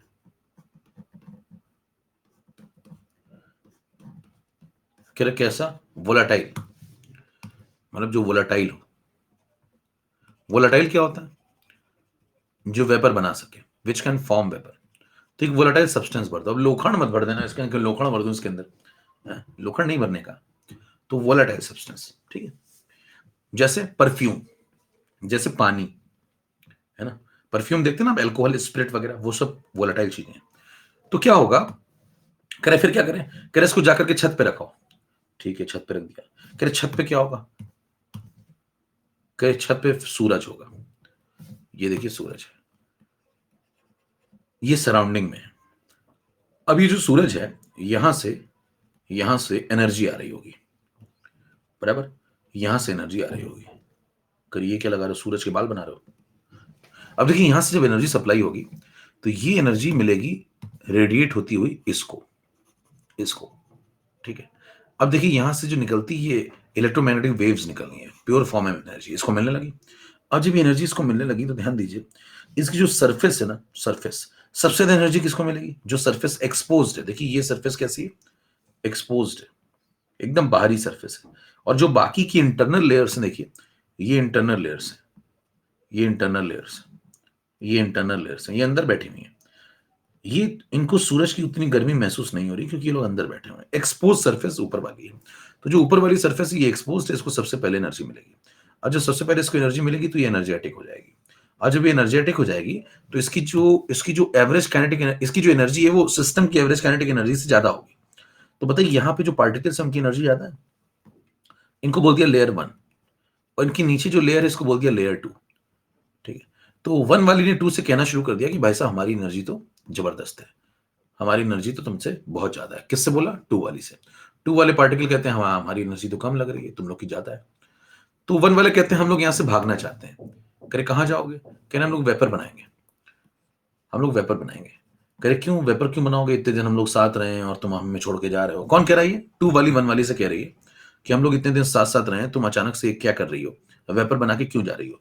तो ये इतनी आसानी से इनको जाने नहीं देंगे, इनको जाने नहीं देंगे, क्यों, क्योंकि ये अंदर की तरफ घसीट रहे होंगे इसको, क्या लगा रहे होंगे इनके ऊपर, इंटरमोलिकुलर फोर्सेस, ठीक है, इनको अंदर की तरफ घसीटेंगे, कहेंगे रुक जाओ प्लीज मत जाओ।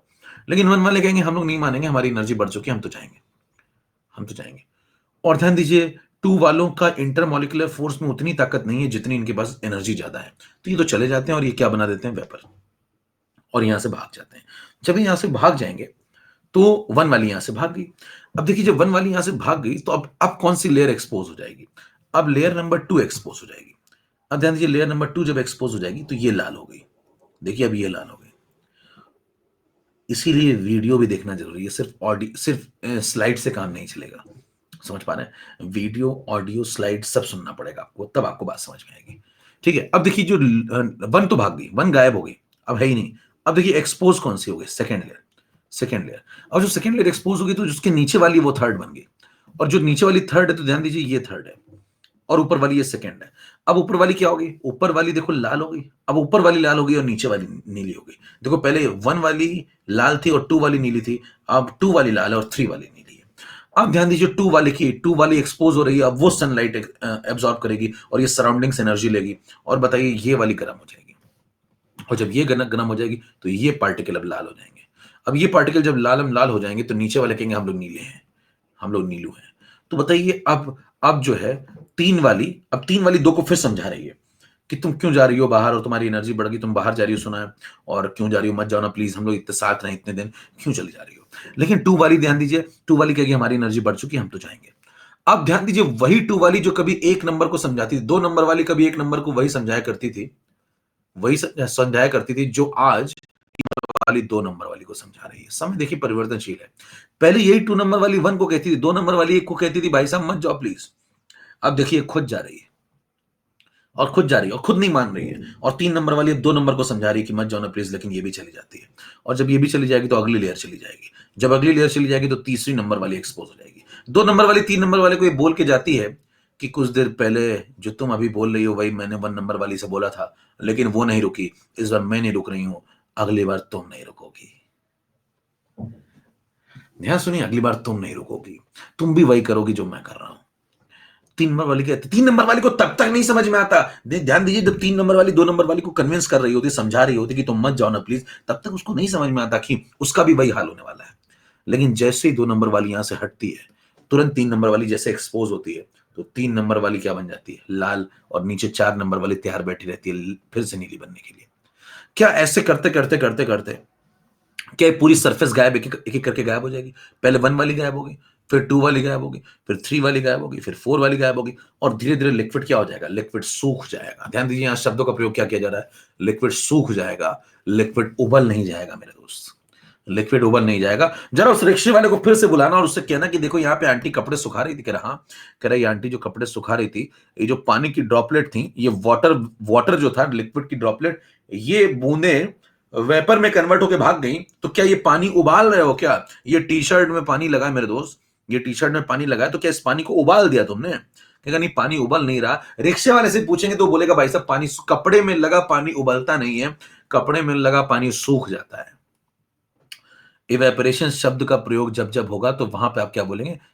लिक्विड उबल नहीं रहा है, लिक्विड सूख जा रहा है। लिक्विड के सूखने और लिक्विड के उबलने में अंतर है। कितनों को बातें समझ में आ रही हैं? क्लियर है? तो आप कहेंगे भाई साहब ये है इवेपोरेशन, देखिए ये इवेपोरेशन। अब अंतर जरा समझिए, इवेपोरेशन में आइए, कैसा प्रोसेस है? बहुत धीमा प्रोसेस है। अगर आप पानी को उबालेंगे और पानी को सुखाएंगे तो आप देखेंगे कि आप 100 ml पानी को अगर उबालिए और 100 ml पानी को सुखाइए, तो सुखाने में जो प्रोसेस है बहुत, टी शर्ट अगर आप लेते हैं, है ना, आप किचन में ज्यादा समय गुजरता है, जो बर्नर पे आप पानी उबालते हैं, या फिर जो छत पे कपड़े सूख रहे होते हैं वो 2-4 घंटे बाद लाते हैं, उसमें ज्यादा समय लगता है। तो आप कहेंगे छत पे जो कपड़े सूख रहे हैं वो स्लो प्रोसेस है, उसमें ज्यादा समय लगता है। कैसा फिनोमेना? Slow phenomena. कौन? इवेपोरेशन। अगला पॉइंट सुनिए, इसमें कोई बबल फॉर्मेशन नहीं हो रहा है, चुपचाप कार्यक्रम चल रहा है। मतलब वन वाली चुपके से भाग जाती है, फिर टू वाली धीरे से भाग जाती है, तीन वाली को बिना ज्यादा कुछ बताए, फिर चार वाली, पांच नंबर वाली, छह नंबर वाली, धीरे धीरे सब भाग रही है। खेल ऊपर ऊपर चल रहा है। पहले ये वन वाली भागी, ये भाग गई, तो ये टू वाली भागेगी, ये भाग गई तो ये थ्री वाली भागेगी। तो मतलब ऐसा चल रहा है, ये वन, ये टू, ये थ्री, ये फोर, ये फाइव, ऐसा चल रहा है। मतलब नीचे वालों को हवा नहीं लगती कि ऊपर क्या चल रहा है, नीचे वालों को ज्यादा हवा ही नहीं लगती कि ऊपर क्या चल रहा है। ये भाई साहब सरफेस फिनोमेना है। कैसा फिनोमेना? Surface phenomena. बताइए क्या ये बल्क फिनोमेना है या सरफेस फिनोमेना? तो क्या बोलेंगे? Surface phenomena. क्या है कोई बबल फॉर्मेशन? क्या बुलबुले बन रहे हैं? नहीं, कोई बुलबुले नहीं बन रहे, चुपचाप साइलेंट काम चल रहा है एकदम। ये गई, ये गई, ये गई। आप पानी का एक कंटेनर लीजिए और उसको जाके छत पे रख दीजिए, टेम्परेचर बहुत गर्मी के मौसम में जाके छत पे रख दीजिए, आप पाएंगे थोड़ी देर में पानी का जो लेवल है वो थोड़ा सा कम हो गया, थोड़ा सा लेवल कम हो गया। कहां गया पानी? पानी इवेपोरेट हुआ है, पानी बॉयल नहीं हुआ है मेरे दोस्त। पानी बॉयल तो 100 डिग्री सेल्सियस पे होगा, और यहां तो टेम्परेचर 100 डिग्री सेल्सियस थोड़ी है। टी शर्ट पे लगा हुआ जो पानी की बूंदें हैं, ये जो टी शर्ट पे लगी पानी की बूंदें, क्या आपने इनको 100 डिग्री टेम्परेचर दे दिया क्या? क्या उबाल उबाल दिया क्या इन बूंदों को? नहीं, उबाला नहीं है भाई साहब। इसको सुखाया है और ये 30 डिग्री पे भी सूख सकती हैं, ये 25 डिग्री पे भी सूख सकती हैं, और ये किसी भी टेम्परेचर पे सूख सकती हैं। अच्छा, अगला पॉइंट सरफेस फिनोमेना है। क्लियर है मेरे ख्याल से तीनों point? Takes place only from the expose surface, ये भी क्लियर है मेरे ख्याल से। ऑकर्स एट ऑल टेम्परेचर, सभी टेम्परेचर पे होगा, बस प्रोसेस का स्लो और फास्ट होना डिपेंड करेगा। जैसे उदाहरण के तौर पे आप एक टी शर्ट को गर्मी के मौसम में सुखाइए और एक टी शर्ट को आप सर्दी के मौसम में सुखाइए। जब गर्मी के मौसम में सुखाएंगे तो ज्यादा वक्त नहीं लगेगा, सर्दी में ज्यादा वक्त लगेगा। तो रेट बदल सकता है, लेकिन होता हर टेम्परेचर पे है। कमरे के अंदर भी कपड़े सूखते हैं, छत पे भी कपड़े सूखते हैं। एनर्जी कहां से सप्लाई हो रही है? देखिए, एनर्जी कहां से सप्लाई हो रही है? सराउंडिंग से। कोई सोर्स नहीं लगाया आपने, ये सराउंडिंग है। देखिए, सूरज सराउंडिंग में आता है मेरे दोस्त, और ये सराउंडिंग से एनर्जी मिल रही है। तो एनर्जी लगा के आपने कोई बर्नर थोड़ी लगाया यहाँ पे। यहाँ पे आप कोई बर्नर लगा के जाते हो क्या? नो, ये सराउंडिंग से एनर्जी ले रहा है। क्लियर है? ये भी पॉइंट क्लियर है। स्पॉन्टेनियस प्रोसेस कैसे? स्पॉन्टेनियस का मतलब क्या होता है? स्पॉन्टेनियस का मतलब होता है, आप कहेंगे भाई साहब कपड़े सुखाने के लिए आंटी छत पे तो आई, आंटी ने निरमा यूज किया तो आंटी ने धुले तो है कपड़े रगड़ रगड़ के, है ना, वॉशिंग मशीन में रगड़े या फिर। तो जब मशीन यूज होगी तो स्पॉन्टेनियस कैसे हुआ? आप कहेंगे वॉशिंग मशीन यूज होगी भैया, तो स्पॉन्टेनियस कैसे हुआ? बिजली लगी होगी। तो आप कहेंगे स्पॉन्टेनियस की डेफिनेशन समझिए। स्पॉन्टेनियस प्रोसेस वो प्रोसेस होता है जिसे आप इनिशिएट कर दें, जिसे आप इनिशिएट कर दें तो वो होता रहे, या फिर वो अपने आप होता रहे बिना इनिशिएट किए, उसे स्पॉन्टेनियस बोलते हैं। दोनों को स्पॉन्टेनियस बोलते हैं। तो ध्यान दीजिए, आपने कपड़े धुले, उसको जाके छत पे डाल दिए, इनिशिएशन दे दिया। अब आप हट जाइए, नीचे जाके बैठ जाइए, कुर्सी पे आराम से टीवी देखिए, कपड़े ऊपर सूख जाएंगे, आपको ऊपर जाके देखने की आवश्यकता नहीं है। स्पॉन्टेनियस प्रोसेस है। क्लियर? कितनों को यहां इवेपोरेशन की इधर वाले सारे टिक लगे हुए पॉइंट सब क्लियर हो गए?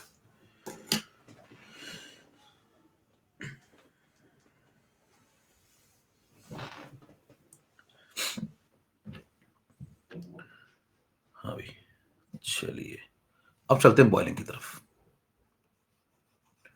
इवेपरेशन की बहुत सारी एग्जांपल हैं, जैसे कपड़ों का सूखना छत पे, जैसे परफ्यूम की बोतल आप अगर खुली छोड़ दें, परफ्यूम की बोतल अगर आप यहाँ पे ढक्कन लगाना भूल जाएं, या फिर ढक्कन आप गलती से गिर जाए, तो ये जो परफ्यूम की बोतल है ये धीरे धीरे खाली हो जाती है। ये खाली क्यों हो जाती है? ये अंदर जो लिक्विड हाईली वोलाटाइल है, तो ये लिक्विड सूख जाता है, उबल थोड़ी जाता है, ये लिक्विड सूख जाता है। तो परफ्यूम की बोतल को खुला छोड़ने पर उसका जो लिक्विड है, उस लिक्विड का उस लिक्विड का सूख जाना और कमरे का महकने लगना, तो कमरे में क्या आ गई? कमरे में उनकी वेपर्स आ गई, और ये लिक्विड का लेयर क्या हो गया? लिक्विड की लेयर यहाँ पे कम हो गई, ये यहाँ से गायब हो जाएगा, कमरा महकने लगेगा। ये कौन सा प्रोसेस है? ये इवेपोरेशन है।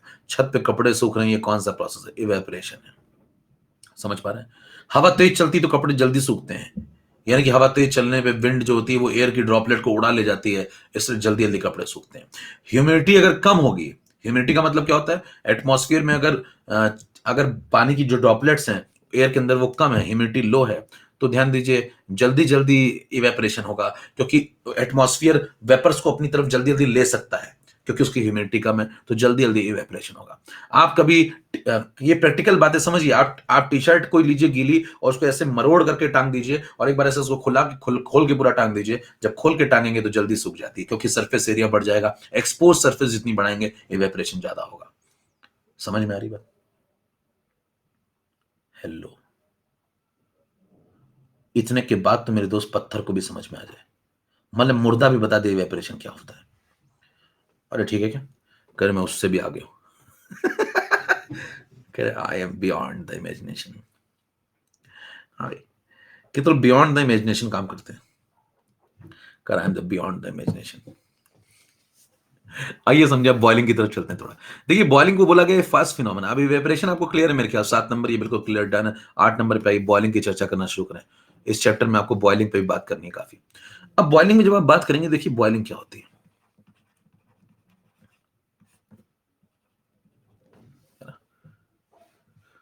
बॉइलिंग क्या चीज होती है?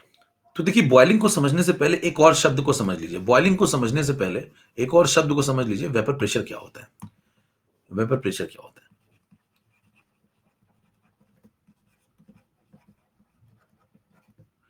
वेपर प्रेशर का मतलब समझिए, जैसे मान लीजिए आपने H2O लिक्विड लिया, है ना,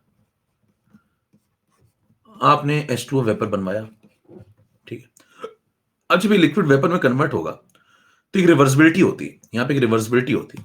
और इस रिवर्सिबिलिटी में जब इक्विलिब्रियम आ जाएगा, देखिए यहां पे दो रेट हैं, एक rate of evaporation, rate of evaporation है, और एक वापस जो रिएक्शन वापस आ रही है वो रेट ऑफ कंडेंसेशन होगा। देखिए जो वापस से पानी की बूंदें बनना, इतना तो सब लोग समझते हैं, वेपर से वापस से पानी की बूंदें बनना कंडेंसेशन है, और लिक्विड से वेपर बनना ये इवेपोरेशन आपको बताया गया। तो दो कहानी चलती है, एक रेट ऑफ इवेपोरेशन, एक रेट ऑफ कंडेंसेशन। जब इसमें सिस्टम में इक्विलिब्रियम सेट हो जाता है, ध्यान दीजिए यहां पे अगर आप नेट रेट निकालेंगे तो नेट रेट होगा R forward minus R backward. Net rate होगा R forward minus R backward, बराबर। और जब ये बात आप ये वाला पॉइंट लिखेंगे तो यहां ध्यान दीजिए रेट फॉरवर्ड ये है, ये रेट फॉरवर्ड है, और ये कौन है, ये रेट बैकवर्ड है। तो आप कहेंगे इसमें कभी ना कभी किसी न किसी पॉइंट पे अगर आर एफ की वैल्यू ने आरबी की बराबरी कर ली, आर एफ की वैल्यू ने आरबी की बराबरी कर ली, यानी कि रेट ऑफ इवेपोरेशन ने रेट ऑफ कंडेंसेशन की बराबरी कर ली। ध्यान दीजिए जब rate of evaporation rate of condensation की बराबरी कर लेगा, उस पर्टिकुलर पॉइंट पे क्या आपको मैक्सिमम मिल जाएगा, किसका, इसके वेपर का, उसी को वेपर प्रेशर बोलते हैं। ध्यान दीजिए जब rate of evaporation rate of condensation की बराबरी कर लेगा तो क्या सिस्टम में इक्विलिब्रियम सेट हो जाएगा, और जब सिस्टम में इक्विलिब्रियम सेट हो जाएगा तो बताइए एक मैक्सिमम प्रेशर सेट हो जाएगा। एक मैक्सिमम प्रेशर जो सेट हो जाएगा उसी को क्या बोलते हैं आप, यहाँ पे जो वेपर में मैक्सिमम प्रेशर सेट होगा उसी को बोलेंगे वेपर प्रेशर है, ठीक है। तो आपसे पूछा जाए कि बताइए वेपर प्रेशर को आप समझाएंगे कैसे, कहेंगे जब इक्विलिब्रियम सेट होगा यहाँ पे, तो यहाँ पे आप केपी लिख सकते हैं। आपने केमिकल इक्विलिब्रियम पढ़ा भी क्या, hello hello hello, chemical equilibrium पढ़ा है आपने, बताइए केमिकल इक्विलिब्रियम में अगर ये देखा जाए तो ये हेट्रोजीनियस मामला चल रहा है, हेट्रोजीनियस इक्विलिब्रियम। तो केपी क्या लिखेंगे, लिक्विड को कंसीडर नहीं करेंगे, क्या लिखेंगे, partial pressure of H2O vapour. और जब इक्विलिब्रियम सेट हो जाएगा तो उस पॉइंट पे जो ये वैल्यू आएगी, इक्विलिब्रियम सेट होने पे ये जो वैल्यू आ रही है यही क्या है, यही वेपर प्रेशर है, यही वेपर प्रेशर है, ठीक है। तो ये जो केपी निकल के आ रहा है या partial pressure of H2O vapour equilibrium पे आ रहा है, इसी को क्या बोलते हैं, ये वेपर प्रेशर है। अब सवाल उठता है भाई साहब बॉइलिंग क्या है, 9 नंबर पे ये मुद्दा उठता है, बॉइलिंग क्या चीज है, ये बॉइलिंग बॉइलिंग क्या है।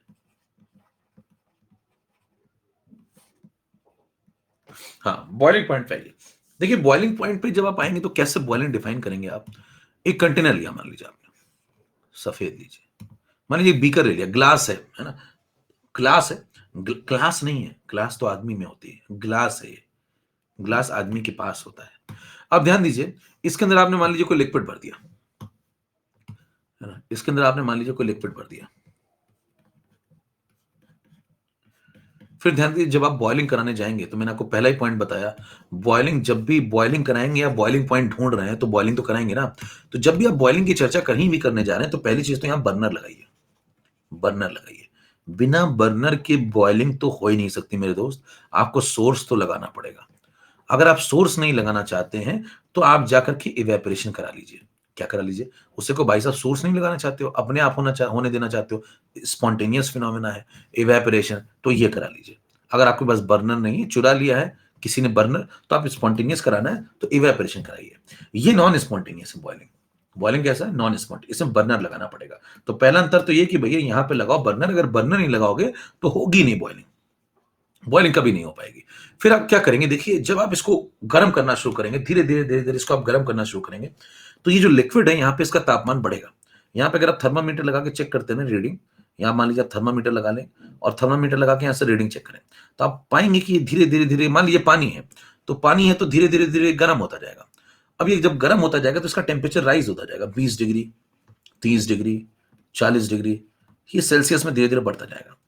अब ये बढ़ता जाएगा, ये पानी और गर्म हो रहा है और गर्म हो रहा है और गर्म हो रहा है। तो आप पाएंगे यहाँ पे कि धीरे धीरे जो सिस्टम है उसकी जो काइनेटिक एनर्जी है वो बढ़ रही है। ये जो सिस्टम है, ये सिस्टम की काइनेटिक एनर्जी बढ़ रही है, और जब सिस्टम की काइनेटिक एनर्जी बढ़ेगी तो यहाँ पे माइक्रो बबल्स बनना शुरू हो जाते हैं। क्या बनते हैं, छोटे छोटे माइक्रो बबल्स बनना शुरू हो जाएंगे धीरे धीरे। फिर ये और बढ़ेंगे क्योंकि टेम्परेचर और बढ़ रहा है, तो ये और बढ़ेंगे। फिर जब ये और बढ़ेंगे तो क्या होगा, ये बबल्स सनसनाते हुए ऊपर की तरफ भागना चाहेंगे। ध्यान दीजिए बबल्स जो होंगे ये ऊपर की तरफ भागना चाहेंगे। बबल्स क्यों बन रहे हैं, बबल्स क्यों बन रहे हैं, क्योंकि यहाँ से सोर्स लगा हुआ है। ध्यान जब सोर्स लगा हुआ है तो सोर्स क्या करेगा, सोर्स करेगा यहाँ पे एनर्जी सप्लाई कर रहा है, लगातार एनर्जी सप्लाई कर रहा है। तो सिस्टम में एवरेज काइनेटिक एनर्जी बढ़ती जा रही है, बढ़ती जा रही है, बढ़ती जा रही है। तो धीरे धीरे यहाँ पे बुलबुले बनना शुरू होंगे। बुलबुले कहाँ भागते हैं, बुलबुलों की प्रकृति है ऊपर की तरफ भागना और फट जाना, यही काम है बुलबुलों का, काम यही है। बुलबुले क्या होते हैं, देखिए ये एक से एक हवा का गोला है, कहते हैं ना बुलबुले, बुलबुले जैसा आदमी तो फट जाएगा। तो क्या है, बुलबुले बने, बबल्स बने, उनके अंदर हवा कैद, ऐसे जाएंगे ऊपर, फट फट फटते जाएंगे ऐसे जाएंगे। तो ध्यान दीजिए ये जब ये फटते जाएंगे तो ये चाहते क्या है, इनका मकसद क्या है बुलबुलों का, कि ये सरफेस तक पहुंचे, ये सरफेस तक पहुंचे। इन बुलबुलों का मकसद है कि ये सरफेस तक पहुंचे, यहां पे जाके फटे, यहां पे जाके फटे। लेकिन इनको एक रोकने वाला प्राणी भी है। ध्यान दीजिए, एक व्यक्ति और भी तो है दुनिया में जो चाहता है ऐसा ना हो। कौन है वो व्यक्ति? ध्यान दीजिए, एक बाहर से प्रेशर लग रहा होगा, एक प्रेशर बाहर से भी तो लग रहा होगा। कौन सा प्रेशर बाहर से लग रहा होगा इनके ऊपर, इनकी खोपड़ी पे? तो आप कहेंगे इनकी खोपड़ी पे बाहर से एक प्रेशर लगातार काम कर रहा है, और उस प्रेशर का नाम है, अबे उस प्रेशर का नाम है, कौन है तू, तेरा नाम क्या? तो आप कहेंगे इसका नाम है पी एक्सटर्नल। ये जो फैक्टर काम कर रहा है इसका नाम क्या है? P external. तो ध्यान दीजिए, इनके ऊपर एक दबाव चल रहा है, एक दबाव चल रहा है बाहर से, पी एक्सटर्नल। और ये पी एक्सटर्नल चाहता है कि भाई साहब ये बबल, इनको दबा के रखना चाहता है, इनको दबा के रखना चाहता है कि तुम लोग ऊपर क्यों आ रहे हो, नीचे फट जाओ ना, नीचे फट जाओ, यहीं यहीं फट जाओ ना, माइक्रो बबल बनो, यहीं फट जाओ, ऊपर क्यों आ रहे हो, है ना? तो ऊपर आने से रोकना चाहता है, इन बबल्स को ऊपर आने से रोकना चाहता है। कौन? ये पी एक्सटर्नल। करेक्ट। क्या होता है ये पी एक्सटर्नल? ध्यान दीजिए, जब बाहर हवा है, बाहर हवा तो होगी ना, हवा हवा, हाँ, हवा जब होगी तो बताइए, हवा के अंदर N2 भी होगी भैया। हेलो, हवा के अंदर क्या होगी? N2, N2, N2, N2, N2, N2, N2, N2, N2, N2, N2, N2, N2, N2, N2, N2, और क्या होगी? O2, O2, O2, O2, O2, O2, O2, O2, O2। ये जो कॉम्बिनेशन बना ना N2O2, एयर है, हवा हवा, ये क्या कर रही है? ये जो N2O2 का मिक्सचर ऊपर है ना, इसको आप बदल थोड़ी सकते हैं, ये N2O2 का मिक्सचर है तो इसको आप बदल नहीं सकते। ये क्या करेगा? ये दबाव बना के रखेगा, ये दबाव बना के रखेगा, इन बुलबुलों को ऊपर नहीं जाने देगा। कह रहा तुम लोग ऊपर कहां जाते रहते हो, बार बार रुको, यहीं बैठो शांति से नीचे, है ना, क्यों उछल रहे हो फालतू में? तो बताइए, ये इनको बुलबुलों को ऊपर नहीं जाने देगा। और ये जो अंदर बैठे हुए हैं, ये देखिए, ये जो अंदर बैठे हैं, ये क्या है? ये H2O के मॉलिक्यूल है, ये H2O के मॉलिक्यूल्स है। ध्यान दीजिए, H2O के मॉलिक्यूल है, इनको गर्मी मिल रही है, सोर्स लगा हुआ नीचे। ये सोर्स बार बार इनको उकसा रहा है कि जाओ तुम लोग ऊपर जाओ, ऊपर क्यों नहीं जा रहे हो, ऊपर क्यों नहीं जा रहे हो, बबल क्यों नहीं बना रहे हो, सरफेस तक क्यों नहीं जा रहे हो, यहीं क्यों रुक जा रहे हो? तो ये कहेंगे हमें वो रोक रहा है, हमें वो रोक रहा है। कह रहे कौन है वो? बाहरी दबाव। कह रहे बाहरी दबाव में कौन कौन है? कह रहे हवा है। हवा में कौन कौन है? कह रहे हवा में ये दो पार्टिकल है N2O2 की, ये हमें रोकते हैं। ये कहते हैं तुम लोग बाहर मत आ जाना कभी गलती से, बहुत कूटे जाओगे। ये N2O2 के पार्टिकल कहते हैं हम लोग तुम्हें बाहर नहीं आने देंगे, बराबर। ये कहता है हम लोग तुम्हें दबा के रखेंगे, तुम्हारे बुलबुले नीचे ही फोड़ देंगे, बराबर। लेकिन ध्यान दीजिए, क्योंकि ये सोर्स बहुत जिद्दी है और ये बंद नहीं होने को तैयार है। देखिए, ये सोर्स बहुत जिद्दी है, लगातार लगा हुआ है ना, बर्नर ऑन करके आप चले गए, लगातार पर सेकंड एनर्जी ट्रांसफर हो रही है, पर सेकंड एनर्जी ट्रांसफर हो रही है। 1 सेकंड गुजरा, चार्ज उड़ गई, 1 सेकंड और गुजरा, चार्ज उड़ गई, 20 सेकंड गुजर गए तो भैया 20 × 4 चली गई। तो लगातार एनर्जी ट्रांसफर हो रही, तो लगातार वो एनर्जी जा कहां रही? इसी सिस्टम को तो मिल रही है। तो ये जो सिस्टम, ये जो बुलबुले बन रहे हैं, इनका इनका जो मनोबल है उसको बढ़ाती जा रही है। कौन?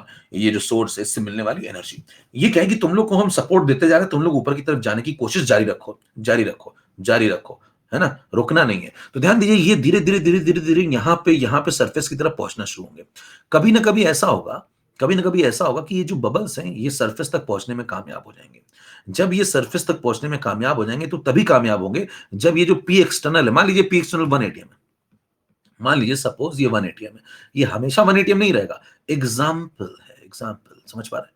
नॉर्मली ये 180 रहेगा। तो आप कहेंगे भाई साहब ये एटमॉस्फेयर मान लीजिए 180 लेके बैठा हुआ है और इन बबल्स को रोकना चाहता था, लेकिन इनकी एनर्जी बढ़ती गई, बढ़ती गई, बढ़ती, क्योंकि यहाँ टेम्परेचर बढ़ रहा है, 20, 30, 40, 50, 60, 70। एक और बात इंपॉर्टेंट बताइएगा कि जब आप यहाँ पे हीट सप्लाई करेंगे, जब आप यहाँ पे हीट सप्लाई करेंगे, तो यहाँ पे ये जो H2O के मॉलिक्यूल्स थे, क्या इनके बीच में कोई बॉन्डिंग नहीं थी? अबे क्या इनके बीच में कोई बॉन्डिंग नहीं थी? क्या किसी प्रकार की कोई बॉन्डिंग नहीं इनके बीच में है? कौन सी बॉन्डिंग है? हाँ भाई, चैट तो बंद हो गई है यार, एक तो चैट बंद हो गई, तुम लोग के रिफ्रेश करने के चक्कर में हुआ है सब। हाँ, जरा लिखना, जरा क्वेश्चन टाइम में लिखना, कौन सी बॉन्डिंग इनके अंदर? ना भैया, wonder walls force of, liquid state में चल रहा है मामला भी, wonder walls force of attraction है। कौन सा अट्रैक्शन है? Wonder walls force of attraction. तो इनके अंदर wonder wall force of attraction है, समझ में आ रही बात? अब देखिए, wonder wall force of attraction और ये जो H2O का मॉलिक्यूल है, जो H2O का मॉलिक्यूल है OHH, इनके बीच में कौन सा बॉन्ड है? ये कौन सा बॉन्ड है? ये कौन सा बॉन्ड है? ये कौन सा बॉन्ड है? ये अंदर कौन सा बॉन्ड है? ये जो दिखाया है, ये कोवलेंट बॉन्ड है। अरे ये कोवलेंट बॉन्ड है चाचा, छत से उतरो, ये कोवलेंट बॉन्ड है। ये कोवलेंट बॉन्ड है। और बताइए, H2O का एक मॉलिक्यूल और H2 के दूसरे मॉलिक्यूल के बीच में कौन सा बॉन्ड है? इस दो मॉलिक्यूल के बीच में कौन सा बॉन्ड है? ये van der Waals force of attraction है। ये वंडरवॉल फोर्स ऑफ प्रोटेक्शन है। समझ में आ रही बात? तो बताइए, अगर आपसे एक सिंपल सा सवाल पूछ लिया जाए, जो आप गर्म करते हैं, जो आप इसको गर्म कर रहे हैं, तो ये जो बबल्स ऊपर भाग रहे हैं, इसमें कौन सा बॉन्ड टूट रहा है? क्या इसमें ये वाला जो बॉन्ड है, ये कोवेलेंट बॉन्ड टूट जा रहा है? हाँ भाई, क्या ये कोवेलेंट बॉन्ड टूट जा रहा है? अगर कोवेलेंट बॉन्ड टूट जाता है मेरे दोस्त, तो ये ऑक्साइड बन जाता है, ये ऑक्साइड बन जाता है O-2, ये H+1 बन जाता, ये H+1 बन जाता। क्या जब पानी को आप गर्म करते हैं, उसके जो बुलबुले बनते हैं, क्या उसमें हाइड्रोजन आयन होते हैं? क्या उसमें ऑक्साइड होते हैं? क्या नहीं, उसमें ये बॉन्ड टूटता है। कौन सा बॉन्ड टूटता है? इनके बीच का जो वंडर वॉल्स फोर्स है, ये टूटता है, ये ब्रेक होता है, ये नहीं ब्रेक होते हैं। समझ में आ रही बात? हाँ, चैट चल गई भैया, मुबारक हो। तो बताइए कौन सा बॉन्ड टूटता है, कौन सा बॉन्ड टूटता है? ये सब बातें समझ रहे हैं, अंदर की बातें पूछ लेगा आपसे। वंडर वॉल्स फोर्स टूटते हैं, ठीक है? तो देखिए, जब ये वंडर वॉल फोर्स ब्रेक होना शुरू होंगे, ये ब्रेक होना शुरू होंगे, ये फ्री फ्री कर रहा है इनको, और फ्रीडम दे रहा है इनको, इनकी एवरेज काइनेटिक एनर्जी बढ़ा रहा है सोर्स। धीरे धीरे धीरे धीरे आप पाएंगे कि टेम्परेचर बढ़ता बढ़ता बढ़ता बढ़ता 50 डिग्री, 60 डिग्री, ऐसे पहुंचते पहुंचते कभी ना कभी 100 डिग्री पहुंच जाएगा। जब ये 100 डिग्री सेल्सियस पहुंच जाएगा, तो आप पाएंगे कि ये जो बबल्स हैं, ये सरफेस पे आने पे कामयाब हो जाएंगे। क्यों कामयाब हो जाएंगे? बिल्कुल सरफेस पे आने पे यहाँ क्यों कामयाब हो जाएंगे? क्योंकि इन्होंने इसको कंपनसेट कर लिया होगा, इस 1 atm को कंपनसेट कर लिया होगा। और जब ये इसको कंपनसेट कर देंगे, तो उस समय जो टेम्परेचर आता है, अगर वो पानी है और बाहर का प्रेशर 1 atm है, तो उस समय जो टेम्परेचर पानी गेन कर चुका होगा, वो 100 डिग्री सेल्सियस होगा। और इसी को क्या बोलते हैं? ये पानी का नॉर्मल बॉइलिंग पॉइंट है, ये पानी का नॉर्मल बॉइलिंग पॉइंट है। कितने लोगों को बात समझ में आई? कितने लोगों को बात समझ में आई?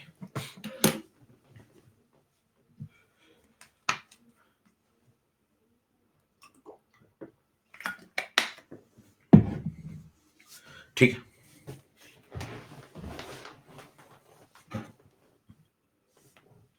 ठीक है भैया, ठीक है। अब मेरी बात सुनते जाओ, इतनी बात समझ में आई, अभी और मोक्ष मिलेगा, लेकिन धीरे धीरे सुनते जाए, समझते जाए। जितना बताया उतना सबको समझ में आ गया, उतना सबको समझ में आ गया, है ना? केशव को छोड़ दो, बाद में लेंगे, केशव की मजे बाद में लेंगे, अभी पढ़ाई लिखाई करें पहले, है ना? अभी पढ़ाई लिखाई ध्यान दीजिए। आपसे कहता है भाई साहब, बॉइलिंग पॉइंट की डेफिनेशन बता दो। कुछ लोग क्या कहते हैं, हमें तो बस जिंदगी में डेफिनेशन बता दो, तुम तो बस और कुछ मत बताओ।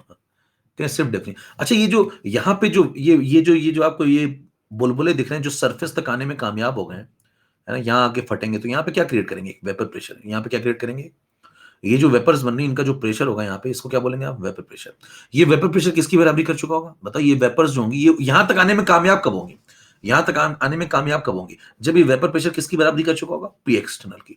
अगर इनकी जो बुलबुले से बनने वाला, ये जो बुलबुले नीचे से ऊपर पहुंच पाए हैं, अगर इनमें ये काबिलियत हुई कि ये इनकी बराबरी कर लेंगे, तभी ये सरफेस तक पहुंच के फूट पाएंगे कायदे से। और बताइए, जब ऐसा होने लगेगा, तो ये पूरा लिक्विड ऐसा काम करने लगेगा, ये पूरा लिक्विड बॉयल हो रहा है। क्या बोलेंगे? सरफेस नहीं बॉयल हो रही है, क्या हो रहा है? पूरा लिक्विड बॉयल हो रहा है। और ये तभी हो पाएगा जब ये बढ़ बढ़ के देखिए, पहले ये प्रेशर कम था, वेपर प्रेशर यहां जो क्रिएट कर रहे थे, ये कम था, क्योंकि पहले इनका प्रेशर कम था, 0.1 atm, 0.2 atm, 0.3 atm, धीरे धीरे बढ़ता बढ़ता यहां पहुंचेगा। क्यों रहा है? क्योंकि टेम्परेचर बढ़ रहा है। ध्यान दीजिए क्या क्या फिनोमेना हुआ। सिस्टम में हीट का सोर्स लगा हुआ है, टेम्परेचर बढ़ता हुआ, वेपर प्रेशर बढ़ता हुआ, बराबरी कर लेगा किसकी? 1 atm की। जैसे वो 1 atm की बराबरी के सरफेस पे बबल आकर के पूरा लिक्विड बॉयल होने लगेगा, और ये यहां पे आपको जो टेम्परेचर मिलेगा, उसे आप क्या कहेंगे? ये बॉइलिंग पॉइंट है, ये बॉइलिंग पॉइंट। डेफिनेशन पे आइए। कोई आपसे पूछे कि भाई साहब, बॉइलिंग पॉइंट की डेफिनेशन क्या है?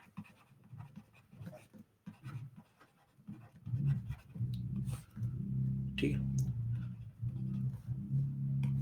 बीपी की डेफिनेशन बताइए, तो आप कहेंगे it is the temperature.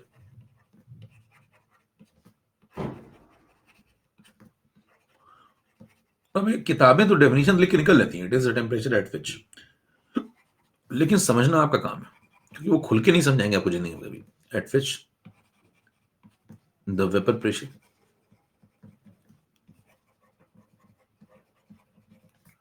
the vapor pressure of liquid becomes equal to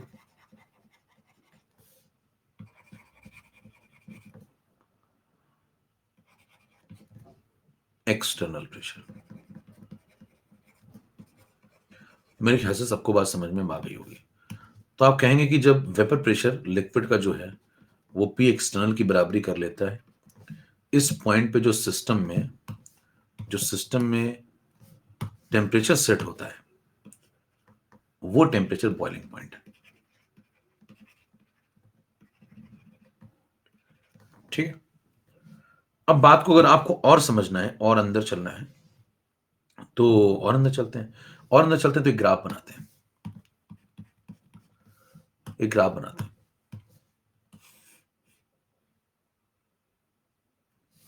तुम लोग भैया पीले रहोगे, इधर बंद ही करने चैट तुम लोग चैट बंद ही रह ज्यादा बेहतर रहता है सेहत के लिए। प्राची बहुत लेट हो गई, तुमने खाना नहीं खाया क्या? एक आदमी लगा बड़ा पड़ा रहा है इनको भैया अपना खेलना है। तुमने खाना खाया क्या? पढ़ लो बेटा, सोना बाबू से कुछ नहीं होगा ये सब सोना बाबू से भाग जाएंगे, लास्ट में मोना भी नहीं मिलेगी तुम्हें। हाँ, तो पढ़ लो अभी। अब देखो यहां पे देखिए बाहर का जो दबाव है पी एक्सटर्नल वो 180 में, और ये सी लेवल है, समुद्री लेवल।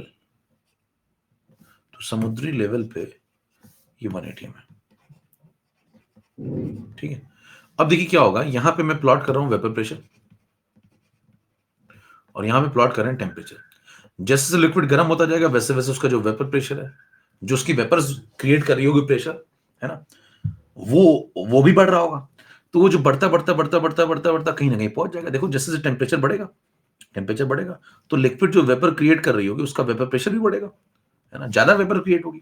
तो देखिए यहां पे क्या होता जाएगा, धीरे धीरे धीरे टेम्परेचर बढ़ रहा है, 20 30 40, और गर्म करते और देर तक गर्म करते रहो, 50 60 70। तो क्या हो रहा होगा, यहाँ जो वेपर्स क्रिएट हो रही होंगी ऊपर की तरफ, यहाँ जो इकट्ठी हो रही होंगी वो और बढ़ती जाएंगी और बढ़ती जाएंगी। तो जब ये बढ़ती जाएंगी तो धीरे धीरे वेपर प्रेशर भी बढ़ेगा। अच्छा, इसका टारगेट क्या है? इसका टारगेट है कि बबल्स को ऊपर तक पहुंचाने में कामयाबी दिलाना, और टारगेट तभी अचीव हो पाएगा जब ये 1 एटीएम की बराबरी कर ले। मतलब ये जो भी पी एक्सटर्नल उसकी बराबरी कर ले। सपोज अभी पी एक्सटर्नल 1 एटीएम है, अभी 1 एटीएम है सी लेवल पे, तो इसका टारगेट है कि भाई साहब मैं इसको अचीव करा दूं तो मेरे को बॉइलिंग होना शुरू हो जाएगी, पूरा liquid as a whole boil होना शुरू हो जाएगा। तो ये कहेगा क्या, वेपर प्रेशर धीरे धीरे बढ़ेगा। ग्राफ कैसा होगा, इंक्रीजिंग। ग्राफ कैसा होगा, इंक्रीजिंग। कोई पूछे इंक्रीजिंग ग्राफ क्यों है? क्योंकि टेम्परेचर बढ़ने के साथ वेपर प्रेशर बढ़ रहा है, घट नहीं रहा है। तो देखिए ग्राफ इंक्रीजिंग है, बढ़ते बढ़ते बढ़ते ये अपना टारगेट अचीव कर लेगा। जब ये टारगेट अचीव कर लेगा तो जो बबल्स हैं वो सरफेस पे पूरे जा जाके आप फटना शुरू हो गए, ठीक है। तो ये काम यहाँ पे शुरू हो जाएगा। अच्छा, ये पॉइंट अगर आप समझ गए तो देखिए ध्यान से, यहाँ पे जो पॉइंट जितने भी लिखे थे वो सब आपको समझ में आ जाना चाहिए। ये फास्ट प्रोसेस है, इसमें बबल्स बनते हैं, ये बल्क फिनोमेना, बल्क मतलब एज अ होल पूरा लिक्विड उबलता है, कोई सरफेस नहीं उबलती है, लिक्विड उबलता है, occurs through out the liquid, definite temperature पे होता है, बॉइलिंग पॉइंट पे होता है, और इसमें सोर्स चाहिए होता है किसका, एनर्जी का। एनर्जी का सोर्स नहीं होगा तो ये नहीं होगा, नॉन स्पॉन्टेनियस है, अपने आप नहीं होता, हम कराते हैं, हम कराते हैं, ठीक है। तो अब जरा ध्यान दीजिए, यहां पे जब आप आ जाएंगे तो यहां पे क्या होगा, ये बढ़ता बढ़ता बढ़ता इसकी बराबरी कर लेगा। जब ये बराबरी कर लेगा कभी ना कभी तो इसका टारगेट पूरा, और जब इसका टारगेट पूरा तो इस पर्टिकुलर पॉइंट पे आप नीचे जाओ और टेम्परेचर चेक कर लो। जो टेम्परेचर उस पर सेट हो गया, जो टेम्परेचर इस पे सेट हो गया, क्योंकि टारगेट अचीव हो गया, अब टेम्परेचर इससे ऊपर नहीं जाने वाला। अब ध्यान दीजिए, टारगेट जब अचीव हो गया 1 एटीएम, तो 1 एटीएम टारगेट अचीव हो गया, दोनों लोगों ने एक दूसरे को बैलेंस कर लिया। किसने? अंदर से जो क्रिएट होने वाला वेपर प्रेशर है उसका टारगेट कितना था, 1 एटीएम के बराबर कर, एटमॉस्फेयर से ज्यादा प्रेशर थोड़ी क्रिएट कर देगा वो, तो एटमॉस्फेयर के बराबर उसने क्रिएट कर दिया, तो टारगेट अचीव, टारगेट अचीव तो एक टेम्परेचर सेट। अब टेम्परेचर इसके आगे बढ़ने वाला नहीं है, और जो टेम्परेचर यहां पे सेट हो जाएगा उसी को क्या बोलते हैं, वही बॉइलिंग पॉइंट है। और अगर ये 1 एटीएम है, ध्यान दीजिए ये 1 एटीएम है, तो आप इसे कहेंगे, अगर ये पानी है, एग्जाम्पल के तौर पे मान लीजिए पानी है, तो अगर ये पानी है, पानी एज अ लिक्विड का मैं एग्जाम्पल ले रहा हूं, तो इसको बोलूंगा मैं नॉर्मल बॉइलिंग पॉइंट। क्या बोलेंगे? Normal boiling point. और अगर ये पानी है, अगर ये पानी है एग्जाम्पल के तौर पे, तो इसकी वैल्यू होगी 100 डिग्री सेल्सियस। ये पानी का नॉर्मल बॉइलिंग पॉइंट है। अब मुद्दा उठता है, क्या हमेशा बाहर का दबाव 1 एटीएम ही रहेगा? नहीं, बदल सकता है। कैसे बदल सकता है? एल्टीट्यूड बदल दें। एटीट्यूड नहीं कह रहे, वो तो बहुत है अपन के पास, एल्टीट्यूड बदल दें। एल्टीट्यूड बदलने का मतलब क्या होता है? जैसे आप चले गए पहाड़ियों पे, अब आप पहाड़ियों पे चले गए तो बताइए पहाड़ी पे क्या होता है, प्रेशर थोड़ा कम या ज्यादा, बताना जरा। हाँ, कुछ काम की बात है, जिंदगी में बता दो। प्रेशर कम होगा, ठीक है। तो ये पहाड़ियों में प्रेशर थोड़ा, दबाव कम होगा, दबाव कम होगा तभी तो आप कहते हैं ना पहाड़ी पे जब हम जाते हैं तो ब्लड निकलने लगता है नाक से। नाक से ब्लीडिंग क्यों होती है? क्योंकि अंदर का प्रेशर ज्यादा है, बाहर का प्रेशर कम है। तो ये प्रेशर लो हो गया, 1 एटीएम से नीचे आ गया। तो जो 1 एटीएम से नीचे चले गए, आप मान लीजिए हिमालय पे चले गए, तो पी एक्सटर्नल सी लेवल से आप देखिए हिमालय पे चले गए, तो 1 एटीएम से नीचे आ गया। तो बाहरी एटमॉस्फेयर का जो दबाव है वो पहले से कम है। ये बात मेरे को पता है, आपको पता है, लिक्विड को थोड़ी पता है। लिक्विड तो वैसे ही खेलेगा ना, देखो लिक्विड का ग्राफ तो ऐसे ही बनेगा, पानी है उसका ग्राफ तो ऐसे ही बढ़ेगा। उसको टारगेट क्या दिया आपने इस बार? टारगेट ये दिया, छोटा टारगेट दिया। पिछली बार टारगेट कैसा था? टारगेट बड़ा था। देखो टारगेट कौन देता है? टारगेट देता है एटमॉस्फेयर। आप कहीं भी बॉइलिंग करा रहे हैं, बबल बना रहे हैं, है ना, बबल बना रहे हैं, तो आपको टारगेट एक सेट करके मिला कि भाई साहब बबल को छत तक पहुंचाने के लिए, ऊपर तक पहुंचाने के लिए आपको एक टारगेट दिया है, तभी पहुंचा पाएंगे जब वो रोकने वाला फोर्स उसको आप बैलेंस कर पाए, है ना। तो बताइए जब आप उसको बैलेंस कर पाएंगे तो बैलेंस क्या यही कर देगा इस बार? क्योंकि टारगेट ही छोटा है, एटमॉस्फेयर से ज्यादा प्रेशर थोड़ी क्रिएट करवा देंगे आप। तो टारगेट छोटा है तो क्या बताइए, यहीं पे आपको बैलेंसिंग मिल जाएगी। और जब यहीं पे बैलेंसिंग मिल जाएगी तो आप इस पॉइंट पे जब देखेंगे तो ये देखिए आप, हाँ भाई। तो अब बताना, अगर आप डेफिनेशन को समझ पा रहे हो, बॉइलिंग की डेफिनेशन को, तो बॉइलिंग की डेफिनेशन क्या है? जिसपे लिक्विड का जो वेपर प्रेशर है वो बराबरी कर ले, किसकी? पी एक्सटर्नल की। तो अगर हमने टारगेट ही छोटा कर दिया तो यही बराबरी हो गई। तो ये क्या बॉइलिंग पॉइंट नहीं है? हाँ भाई, ये क्या बॉइलिंग पॉइंट नहीं है? क्या बॉइलिंग पॉइंट है कि नहीं? ये भी बॉइलिंग पॉइंट है। फिर ये कौन सा बॉइलिंग पॉइंट है? तो आप कहेंगे ये सिर्फ बॉइलिंग पॉइंट है। कहने फिर वो कौन था? वो नॉर्मल बॉइलिंग पॉइंट था। समझ में आ रही बात? ये नॉर्मल बॉइलिंग पॉइंट था पानी का, 100 डिग्री। और ये क्या है? ये बॉइलिंग पॉइंट है। तो ये हो सकता है ये 95 डिग्री भी हो। समझ में आ रही बात? तो क्या पानी का बॉइलिंग पॉइंट 95 डिग्री भी ले सकते हैं आप? यस। हेलो। अब मैं मान लीजिए यहां पे एक और काम करूं, यहां बताइए बाहर का दबाव बढ़ा दूं। बाहर का दबाव बढ़ाएंगे कैसे? बाहर का दबाव बढ़ाएंगे कैसे? उसको बढ़ाने का तरीका भाई साहब, बना दो। क्या बना दो? प्रेशर कुकर में डाल दो उसको। अब आप प्रेशर कुकर में डालेंगे तो बताइए पी एक्सटर्नल क्या उसको आप बढ़ा भी सकते हैं? यस। तो मान लीजिए आपने कुछ ऐसा दिमाग लगाया कि बाहरी दबाव को बढ़ा दिया, है ना, प्रेशर कुकर। अब अगर बाहरी दबाव बढ़ गया तो बताइए क्या हो गया, है ना। बाहरी दबाव बढ़ गया, कहीं भी आप प्रेशर कुकर कहीं भी ले जाइए ना, सी लेवल पे जाइए, वहां प्रेशर कुकर यूज करिए या कहीं और यूज करिए, है ना। प्रेशर कुकर यूज करेंगे तो पी एक्सटर्नल बढ़ सकता है। तो आप बाहरी दबाव बढ़ा लीजिए, लिड लगा लीजिए ना उसके ऊपर, लिड लगा के बंद कर दीजिए उसको। तो बताइए फिर से टारगेट ऊपर आ गया क्या? अभी टारगेट ऊपर आ गया। तो इस बार टारगेट कैसे अचीव होगा? हमें पता है, आपको पता है, लिक्विड को थोड़ी पता है, वो तो टारगेट अचीव करेगा ना। जो भी आप दबाव देंगे उसको अचीव करेगा। तो इस बार ये अचीव करेगा। जब ये अचीव करेगा तो बताइए क्या फिर से उसको यहाँ पे बॉइलिंग पॉइंट मिलेगा? और फिर से जब उसको बॉइलिंग पॉइंट मिलेगा तो क्या वो बॉइलिंग पॉइंट यहां पे आएगा इस बार? क्योंकि बॉइलिंग पॉइंट का कंसेप्ट यही है कि उसको जो एक्सटर्नल टारगेट मिला उसकी बराबरी करनी है उसको। तो बताइए इस बार जब यहां पे बॉइलिंग पॉइंट मिलेगा तो ये क्या है? कहेंगे ये भी बॉइलिंग पॉइंट है। कहें किसका? कहने पानी का, या जो भी लिक्विड आपने लिया। कहने एग्जाम्पल के तौर पे कितना हो सकता है? कहने 105 डिग्री भी हो सकता है। हेलो।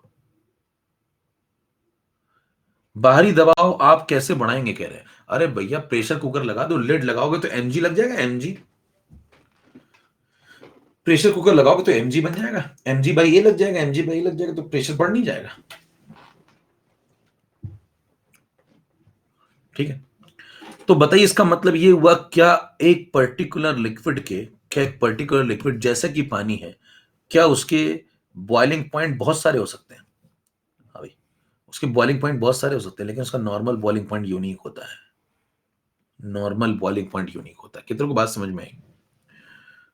कितनों को बात समझ में आई? छोड़िए जरा।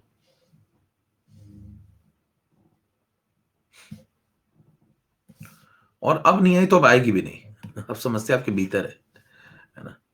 अब नहीं है तो नहीं आएगी। अब मतलब मान के चलिए ये सब चीजें आपके लिए बनी नहीं है, ये बॉइलिंग पॉइंट, है ना, ये कंसेप्ट, ये आपको कहीं मिलेंगे भी नहीं और आपको कभी समझ में भी नहीं आएंगे अगर आप भी नहीं आए तो, है ना। अभी भी नहीं आए तो खेल खत्म फिर।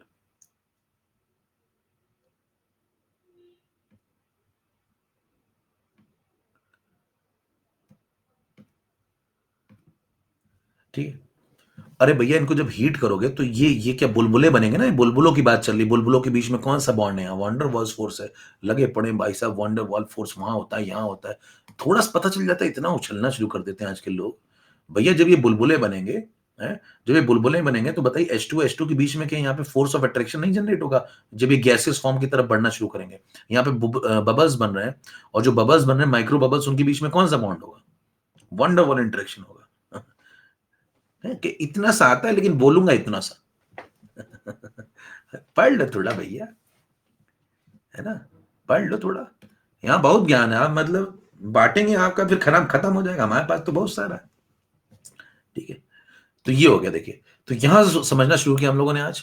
इवेपोरेशन से कहानी स्टार्ट करी थी, देखिए यहां से, और बल्कि पहले से वेपराइजेशन से कहानी स्टार्ट की थी, बल्कि और पहले से। ये देखिए, पहले ये सब समझा दिया आपको आज मैंने, फिर आपको वेपराइजेशन से कहानी स्टार्ट करी, फिर इवेपोरेशन आया, फिर देखिए इवेपोरेशन आया वेपराइजेशन में, और इवेपोरेशन आने के बाद फिर बॉइलिंग आई। दो बातें आपको समझनी थी। फिर आपने कहा भाई साहब वेपराइजेशन क्या होता है, तो हमने बोला लिक्विड का वेपर में कन्वर्जन होता है। फिर आपने बोला इवेपोरेशन और बॉइलिंग क्या होते हैं, कहेंगे ये दोनों इसके अंदर आते हैं, ये दोनों इसके अंदर आते हैं, क्योंकि इन दोनों में लिक्विड वेपर में कन्वर्ट ही तो हो रहा है। तो आपने लिक्विड को अगर वेपर में कन्वर्ट किया है किसी भी मेथड से और किसी भी कंडीशन पे, तो इसको बोलते हैं vaporisation. Is a broad phenomena. इसके अंदर इवेपोरेशन भी आएगा, इसके अंदर बॉइलिंग भी आएगी। इवेपोरेशन मतलब छत पे आंटी ये जो कपड़े सुखा रही है, ये इवेपोरेट हो रहा है, ये किसी भी टेम्परेचर पे होगा, ये स्लो फिनोमेना है, ये स्पॉन्टेनियस है। बॉइलिंग मतलब ये आप कराएंगे, यहाँ बर्नर लगाना पड़ेगा, और ये बॉइलिंग पॉइंट पे ही होगा। फिर आप इसके अंदर अंतर समझना शुरू किए, ये अंतर और ये अंतर मेरे ख्याल सबको समझ में आ गया। फिर आप आगे बढ़े, इवेपोरेशन आपको समझाया गया कैसे काम करता है, और फिर आपको समझाया गया कि वेपर प्रेशर क्या है। वेपर प्रेशर का मतलब है जब इसमें इक्विलिब्रियम सेट हो जाएगा, है ना, इसके बीच में इक्विलिब्रियम सेट हो जाएगा, उस समय जो आप केपी लिखेंगे तो वो partial pressure of H2O vapour के बराबर होगा, और यही वेपर प्रेशर है। और जब ये वेपर प्रेशर बराबरी कर लेता है किसकी, अपने टारगेट की, ये इसका टारगेट है और ये वेपर अंदर क्रिएट कर रहा है, तो ये इनके बीच के जो वंडरवॉल्स फोर्सेस हैं वो ब्रेक कर देगा। तो H2O के पार्टिकल के बीच में थोड़ा बहुत इंटरेक्शन था वो भी ब्रेक करेगा, क्योंकि एनर्जी लगातार सोर्स ही प्रोवाइड करता जा रहा है। तो जब ये सोर्स प्रोवाइड करता जा रहा है तो इनके बीच का जो इंटरेक्शन है इसको ब्रेक करता जाए, क्योंकि ये बबल्स बन रहे हैं, ये वेपर फॉर्म में आना शुरू हो चुके हैं। बबल्स का मतलब ही होता है कि ये वेपर फॉर्म में आना शुरू हो चुके हैं। अब जब ये वेपर फॉर्म में आना शुरू हो चुके हैं तो सरफेस तक नहीं पहुंच पा रहे थे, क्यों? क्योंकि इनके बीच का जो वंडरवॉल फोर्स है अब इसको और कमजोर करना है, क्योंकि ये और एनर्जी देगा, ये और एनर्जी देगा, तो इनके बीच के जो फोर्सेस हैं वो और टूटेंगे, सारे पार्टिकल के बीच के फोर्स तोड़ डालेगा, और सब वेपर फॉर्म में यहाँ पे कलेक्ट होते होते छत तक पहुंचना चाहेंगे। लेकिन छत तक पहुंचने से इनको रोक रहा होगा कौन? ये रोक रहा होगा। लेकिन ये लगातार अपना दबाव बनाते जाएंगे, दबदबा बनाते जाएंगे, क्यों? क्योंकि यहाँ पे सोर्स लगा इनके सपोर्ट में। कभी ना कभी ऐसा होगा कि ये वेपर प्रेशर बढ़ता बढ़ता बढ़ता बढ़ता इतना हो जाएगा, अंदर के सारे इंटरेक्शन ये सब ब्रेक हो जाएंगे, और ये इतना सारा प्रेशर क्रिएट कर लेगा कि ये इसकी बराबरी कर लेगा, और ये अपना टारगेट जैसे अचीव कर लेगा उस समय जो लिक्विड में टेम्परेचर सेट होगा उसको बोलते हैं नॉर्मल बॉइलिंग पॉइंट, अगर ये 1 atm है तो। कितनों को बात समझ में आ गई? अब मेरे ख्याल सबको बात क्लियर है। अच्छा, फिर आप 12 नंबर पे आइए। यस, 12 नंबर पे आइए। 12 नंबर पे अगर आपसे कोई कहता है कि अगर दो बातें समझ ली जाए यहां पे, कौन सा टेस्ट टेस्ट करते रहते तुम लोग? हाँ? कौन सा टेस्ट कर रहे हो? तो अगर वेपर प्रेशर ने एक्सटर्नल की बराबरी कर ली है तो इस समय जो टेम्परेचर आएगा वो नॉर्मल बॉइलिंग पॉइंट कहलाएगा। एग्जाम्पल के तौर पे जो पानी है, पानी का जो नॉर्मल बॉइलिंग पॉइंट है वो 100 डिग्री सेल्सियस है। लेकिन वही पानी अगर आप दबाव बदल देंगे, अगर पी एक्सटर्नल 1 atm नहीं होगा,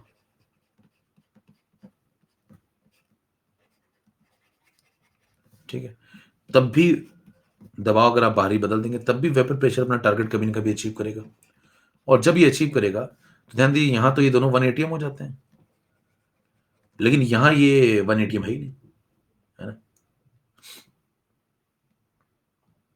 ठीक है, तो बताइए जब यहां पे ये 1 atm है ही नहीं, तो इस पॉइंट पे जो आपको मिलेगा वो क्या? वो बॉइलिंग पॉइंट है,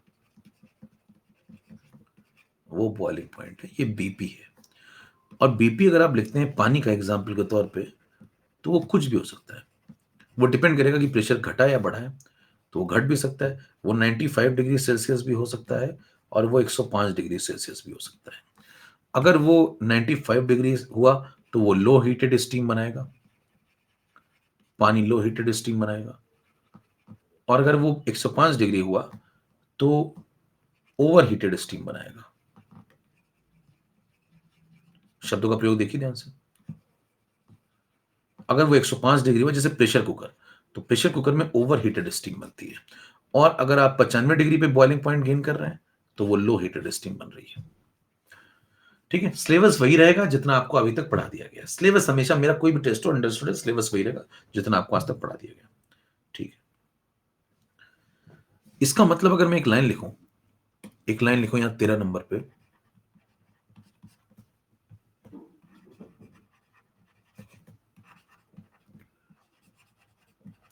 every liquid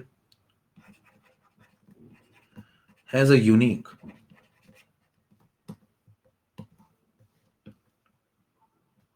ठीक है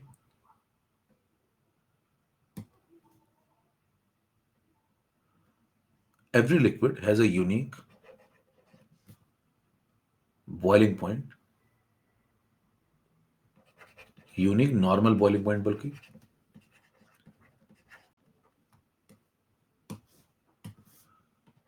unique normal boiling point, but it may have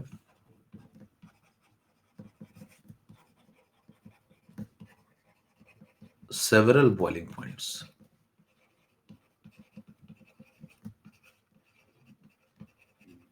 तो आपको बताना है ट्रू और फॉल्स.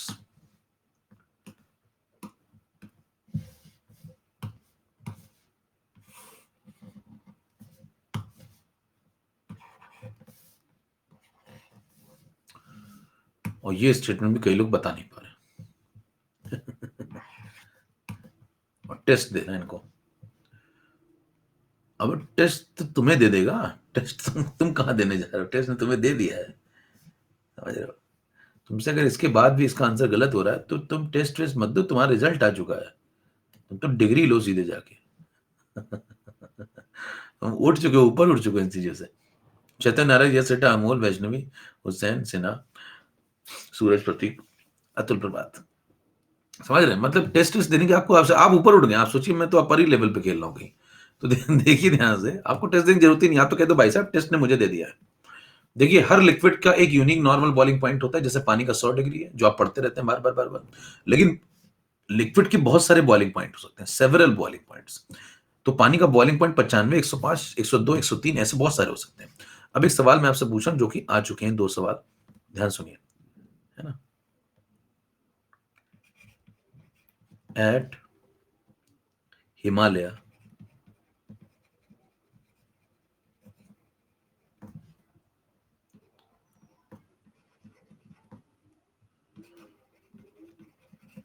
Cooking time. घरेलू प्रश्न. महिलाएं बढ़ चढ़ के हिस्सा लें इसमें. हाँ. जितनी भी महिलाएं आ जाएं वो सब आगे आ जाएं और बताएं.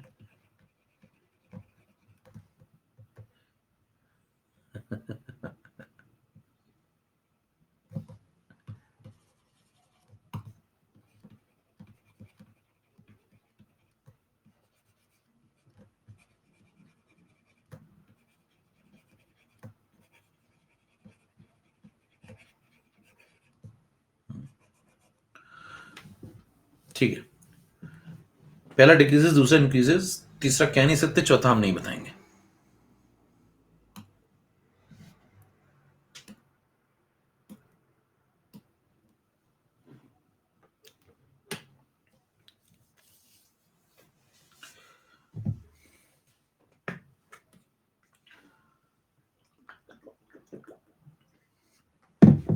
क्या रशिया चलें क्या.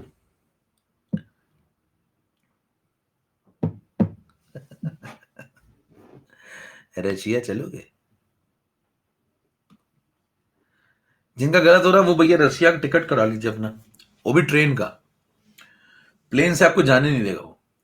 ट्रेन का कराइए. हाँ. नहीं नहीं ट्रेन से जाइए. जल्दी पहुंचेंगे ना. बस से जाओगे टाइम लगेगा. इसलिए कह रहे ट्रेन से करा लो. 48% लोगों का सही. आप समझे. चैतन्य यस. उदयन. अब देखो समझो. हिमालय में भैया क्या होता है अभी आपको पढ़ाएगा. कुछ ही क्षणों पूर्व आपको बताएगी ये बात. हिमालय पे क्या होता है देखिए. जैसा हिमालय चलेगा तो बाहरी दबाव देखिए कम हो जाएगा. सब बता चुका हूं मैं आपको. है ना. देखिए ये 1 कहां होता है. सी लेवल पे.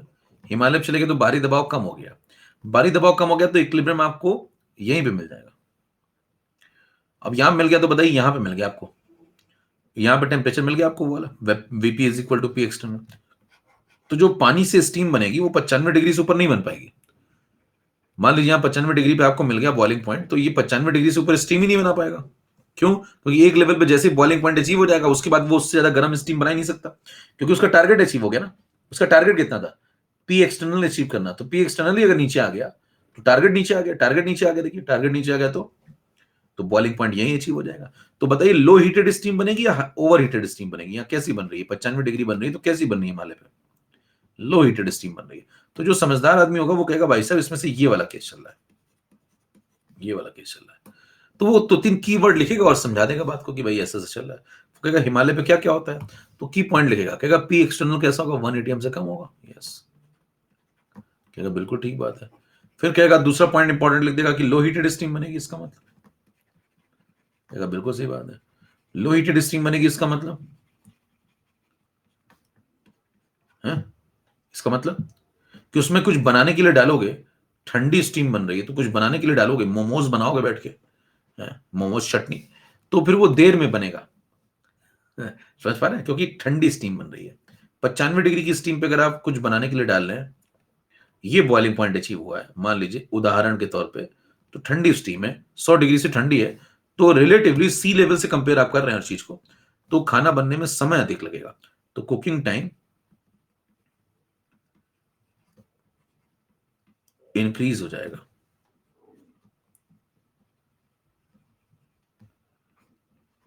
ठीक है, इसीलिए पहाड़ों पे लोग जो है समय कम मिलता है पहाड़ों पे, क्योंकि खाना ना बनाने में ज्यादा टाइम लग जाता है। ठीक है, हाँ, इसीलिए लोग देखिए गोवा की तरफ ज्यादा जाते हैं। टाइम ही नहीं मिल रहा भैया। हाँ, अब समझिए, अब सुनो 14 नंबर। 14 नंबर पे क्या है, 14 नंबर पे आपसे एक सवाल पूछा गया चुका है एम्स में, आप ढूंढ लीजिएगा, असर्शन रीजन में आपको मिल जाएगा। एकदम घरेलू प्रश्न पूछते हैं एम्स वाले, कभी कभी वो भी पूछ लेते हैं, ऐसा नहीं कि, पूछा था cooking time in pressure cooker,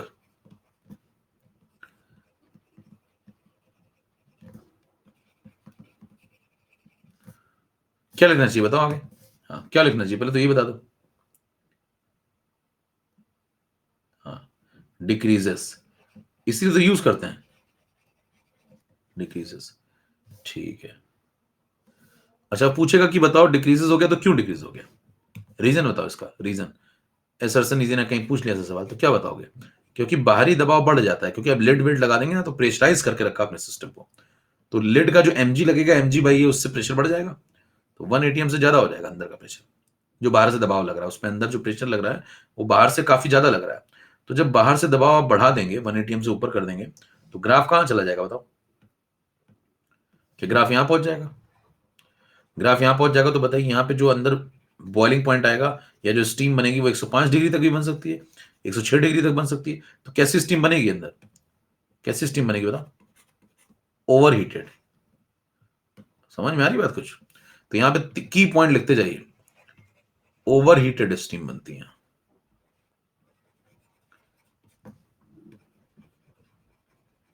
तो मान लीजिए 105 डिग्री का अच्छा सा प्रेशर कुकर आप लाए हॉकिंस का, तो 105 डिग्री की स्टीम बना रहा बैठ के वो, तो बताइए 105 डिग्री की स्टीम अगर बनाएगा तो उसमें खाना जल्दी पक जाएगा, तो समय बच जाएगा, इसलिए लोग घरों में क्या यूज करते हैं, प्रेशर कुकर, जिससे समय मिल पाए, समझ पा रहे हैं मामला। एक और बात सुन लीजिए, ये सवाल एम्स में आ चुका है, मैं आपको बताऊं, अगर ये सवाल आपको क्लियर नहीं होगा तो मतलब फिर आप लौट आएंगे, खाली हाथ कभी भी आ सकते हैं इस प्रकार के सवाल। एक और एग्जांपल है इसका, ऑटोक्लेव, सुना है आपने, ऑटोक्लेव भट्टी होती है, तो अगर आप कभी सर्जरी करेंगे, अगर लगा हुआ उसमें, आई लाइक इट, है ना, तो अगर मान लीजिए आप सर्जरी करेंगे तो फिर वहां पे इसका इस्तेमाल आपको करना पड़ेगा। इसमें क्या होता है कि भट्टी, कोयला डालते हैं क्या इसमें, कह रहे हैं वहां पे हॉस्पिटल में कोयला लेकर के आऊं क्या बाहर से, तो एक जो है सिस्टम होता है, क्लोज सिस्टम होता है, उसमें प्रेशर बहुत ज्यादा होता है, जैसे प्रेशर कुकर है वैसा ही। तो ऑटोक्लेव में क्या होता है, प्रेशराइज सिस्टम करते हैं, बहुत ज्यादा हाई प्रेशर होता है, बहुत ही ज्यादा हाई प्रेशर, तो जब एक्सटर्नल प्रेशर आप बहुत ज्यादा बढ़ाएंगे, की पॉइंट क्या लिखेंगे आप, एक्सटर्नल प्रेशर कुछ ज्यादा ही बढ़ा देंगे, जब दबाव बहुत ज्यादा बढ़ जाएगा तो बताइए यहां पे कैसी स्टीम बनेगी, क्या लिखें बोलो, हाँ, जो बीवी से प्यार करे वो प्रेस्टीज से कैसे करे इनकार, हाँ ये क्या बात बताई, देखो तभी ऐड आता है, बीवी से करे प्यार तो प्रेस्टीज से कैसे करे इनकार, तो बताइए प्रेस्टीज से इनकार कर देंगे तो देखिए कुकिंग टाइम क्या होगा, कुकर लाएंगे तो कुकिंग टाइम कम हो जाएगा। तो आप जो है बीवी से करें प्यार, कुकिंग टाइम घटाइए। प्रेस्टीज से कैसे करें इनकार? ठीक है, अब देखिए कह रहे इसमें तो फिर और मतलब कह रहे ऑटोक्लेव घर में लगा दूं क्या? हाँ भाई, पी एक्सटर्नल बताइए, बढ़ा दिया आपने। बताइए, पी एक्सटर्नल कुछ ज्यादा ही बढ़ा दिया आपने, कुछ ज्यादा ही बढ़ा दिया। कुछ ज्यादा बढ़ा दिया तो क्या टर्म क्या यूज करेंगे? Super heated steam. यहां यूज करेंगे आप super heated steam. Over heated नहीं भैया, सुपर हीटेड। तो सुपर हीटेड स्टीम यूज करते हैं हम लोग कहां पे? मेडिकल फील्ड में, जब सर्जरी करते हैं। तो जब करते हैं सर्जरी तो वहां क्या करते हैं? इंस्ट्रूमेंट होते, कैंची मान लीजिए आपने, कैंची होती ना ऐसे। तो ये कैंची ली मान लो आपने। तो कैंची मान लीजिए एक आदमी को आपने काटा, कहीं ये दोनों आदमी लग रहे हैं। तो ये कैंची से आदमी आदमी को काटा, सर्जरी करी उसकी। अब उसी कैंची से दूसरे निपटा दोगे? करें और तुम्हें भी लगे, तो तुम्हें किया, तुम्हें निपटा दें, तुम्हारे घुटने किया ला तो हम पेट फाड़ दें। तो ऐसा नहीं होता, उसको स्टेरलाइज करते हैं। क्या करते हैं? स्टेरलाइज करते हैं। स्टेरलाइज करने के लिए क्या करना पड़ता है? उसको ऑटोक्लेव में डाल देते हैं। ऑटोक्लेव में डालने से क्या होता है? बाहरी दबाव बहुत ज्यादा होता है उसमें, तो उसमें सुपर हीटेड स्टीम बनती है, तो बैक्टीरिया वगैरह सब मर जाते हैं, वो स्टेरलाइज हो जाता है सिस्टम। स्टेरलाइज हो जाने के बाद उसी कैंची से आप दोबारा इसको भी बाद में उड़ा सकते हैं, मतलब सर्जरी कर सकते हैं। ठीक है। कह रहे नई कैंची क्यों नहीं खरीद लेते हो? कैंची तो मार्केट में बहुत सारी मिलती है। भैया वो सर्जरी वाली थोड़ी महंगी होती है, समझ रहे हैं? वो महंगी कैंची हर बार नई नई नहीं खरीदी जाती है। कह रहे सोनू के ऑपरेशन में दूसरी यूज की थी और डिंपल में दूसरी यूज होगी, ऐसा नहीं डिंपल में दूसरी नहीं यूज होगी, वही यूज होगी। स्टेरलाइज करेंगे उसको। कितनों को बात समझ में आ गई यहां तक? क्लियर? कितनों को आज पूरा कंसेप्ट ये क्लियर हो गया यहां तक का? एकदम क्लियर, 100%। अबे जिंदगी में क्या आपको अब इन सब शब्दों में कभी कोई समस्या नहीं होगी? यहां से हम लोगों ने आज शुरू किया था, पूरे नोट्स बना लीजिएगा। कितनों को सेशन में मजा आया? जोरदार लगा सेशन? सारी बातें की क्रिस्टल क्लियर है?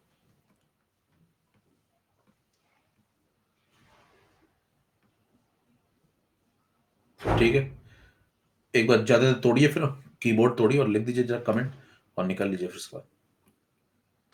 सारी बातें मैंने आपको बता दी।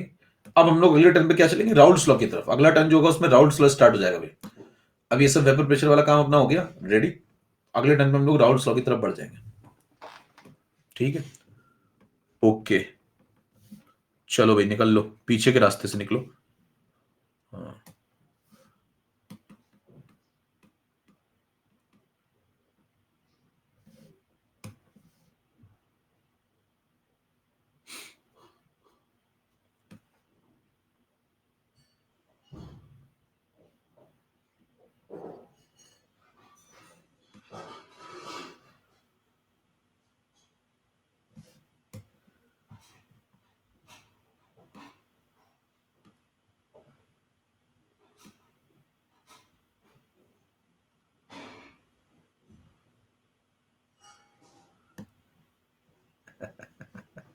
क्या क्या बनाते हो? बहुत दिनों बाद मिमी बनाया आज। कैसा join classes after changing name, student still reported him to sir. कैसा तुम लोग मुझे जीने नहीं दोगे?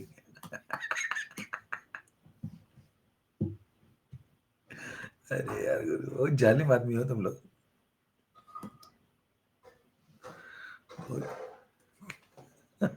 पैदल में दिक्कत नहीं। यार तुम लोग बहुत जालिम आदमी हो।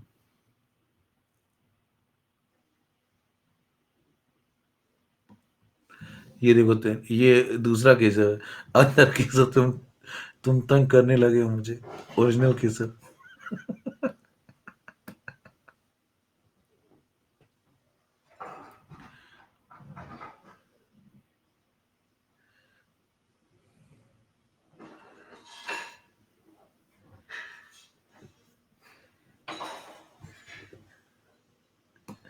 क्या क्या बनाते रहते हो यार तुम लोग?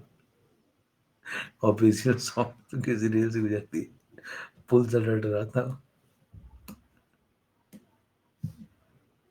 तुम यार बहुत जालिम होते जा रहे हो। जालिम लोशन यूज करो क्या?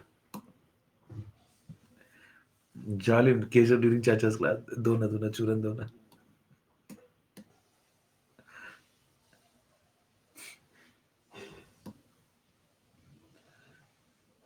इसके बाद होगा इलेक्ट्रो।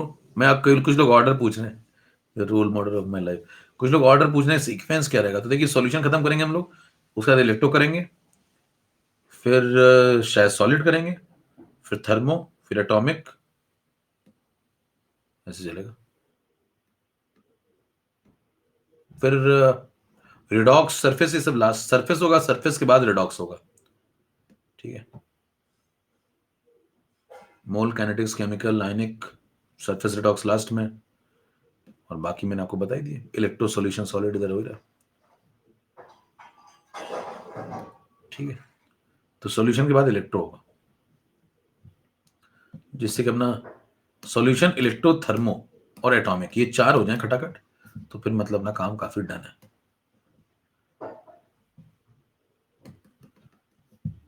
टंग टंग टंग टंग टंग डंग डंग डंग। क्या क्या पूछते तुम लोग यार इसे, विद क्वेश्चन कहाँ कहाँ से निकाल लेते तुम लोग, कुछ भी पूछा करते यार हमसे।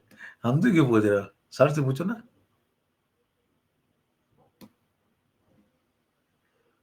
पहले व्यक्ति जो चाचा जो बोलते हैं वो करके दिखाते हैं, मचा रखी है हर जगह, ठीक है भाई। तो जितना आपको पढ़ा दिया उतना आप पढ़ के आ जाइए, एकदम मतलब एकदम जोरदार। मेरे सवालों का, ये क्या पूछ रहे हो गुरु तुम, कैसी बातें करते हो यार। ये क्या पूछे देखो, यहाँ molarity is equal to normality upon,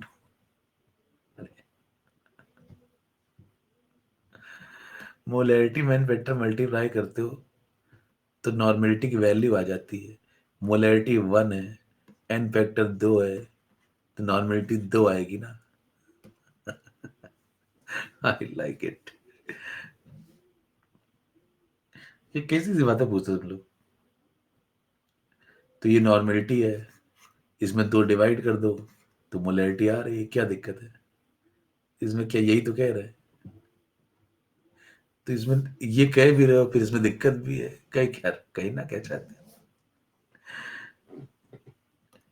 मेरे बाबू ने खाना खाया, चलो फिर निकलते हैं।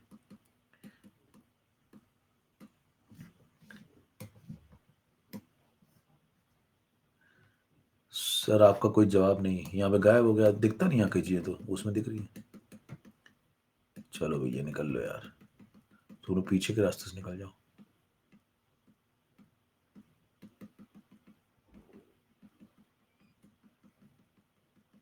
चलो मेरी क्लास है ना, मैं तो भूल ही गया था। मुझ में भी क्लास है और मेरी भी क्लास है, मुझ में भी क्लास है और मेरी भी क्लास है, क्या बात है। निकल लो, आदमी कुछ ना हो लेकिन गुरु क्लास होनी चाहिए, समझो बात को।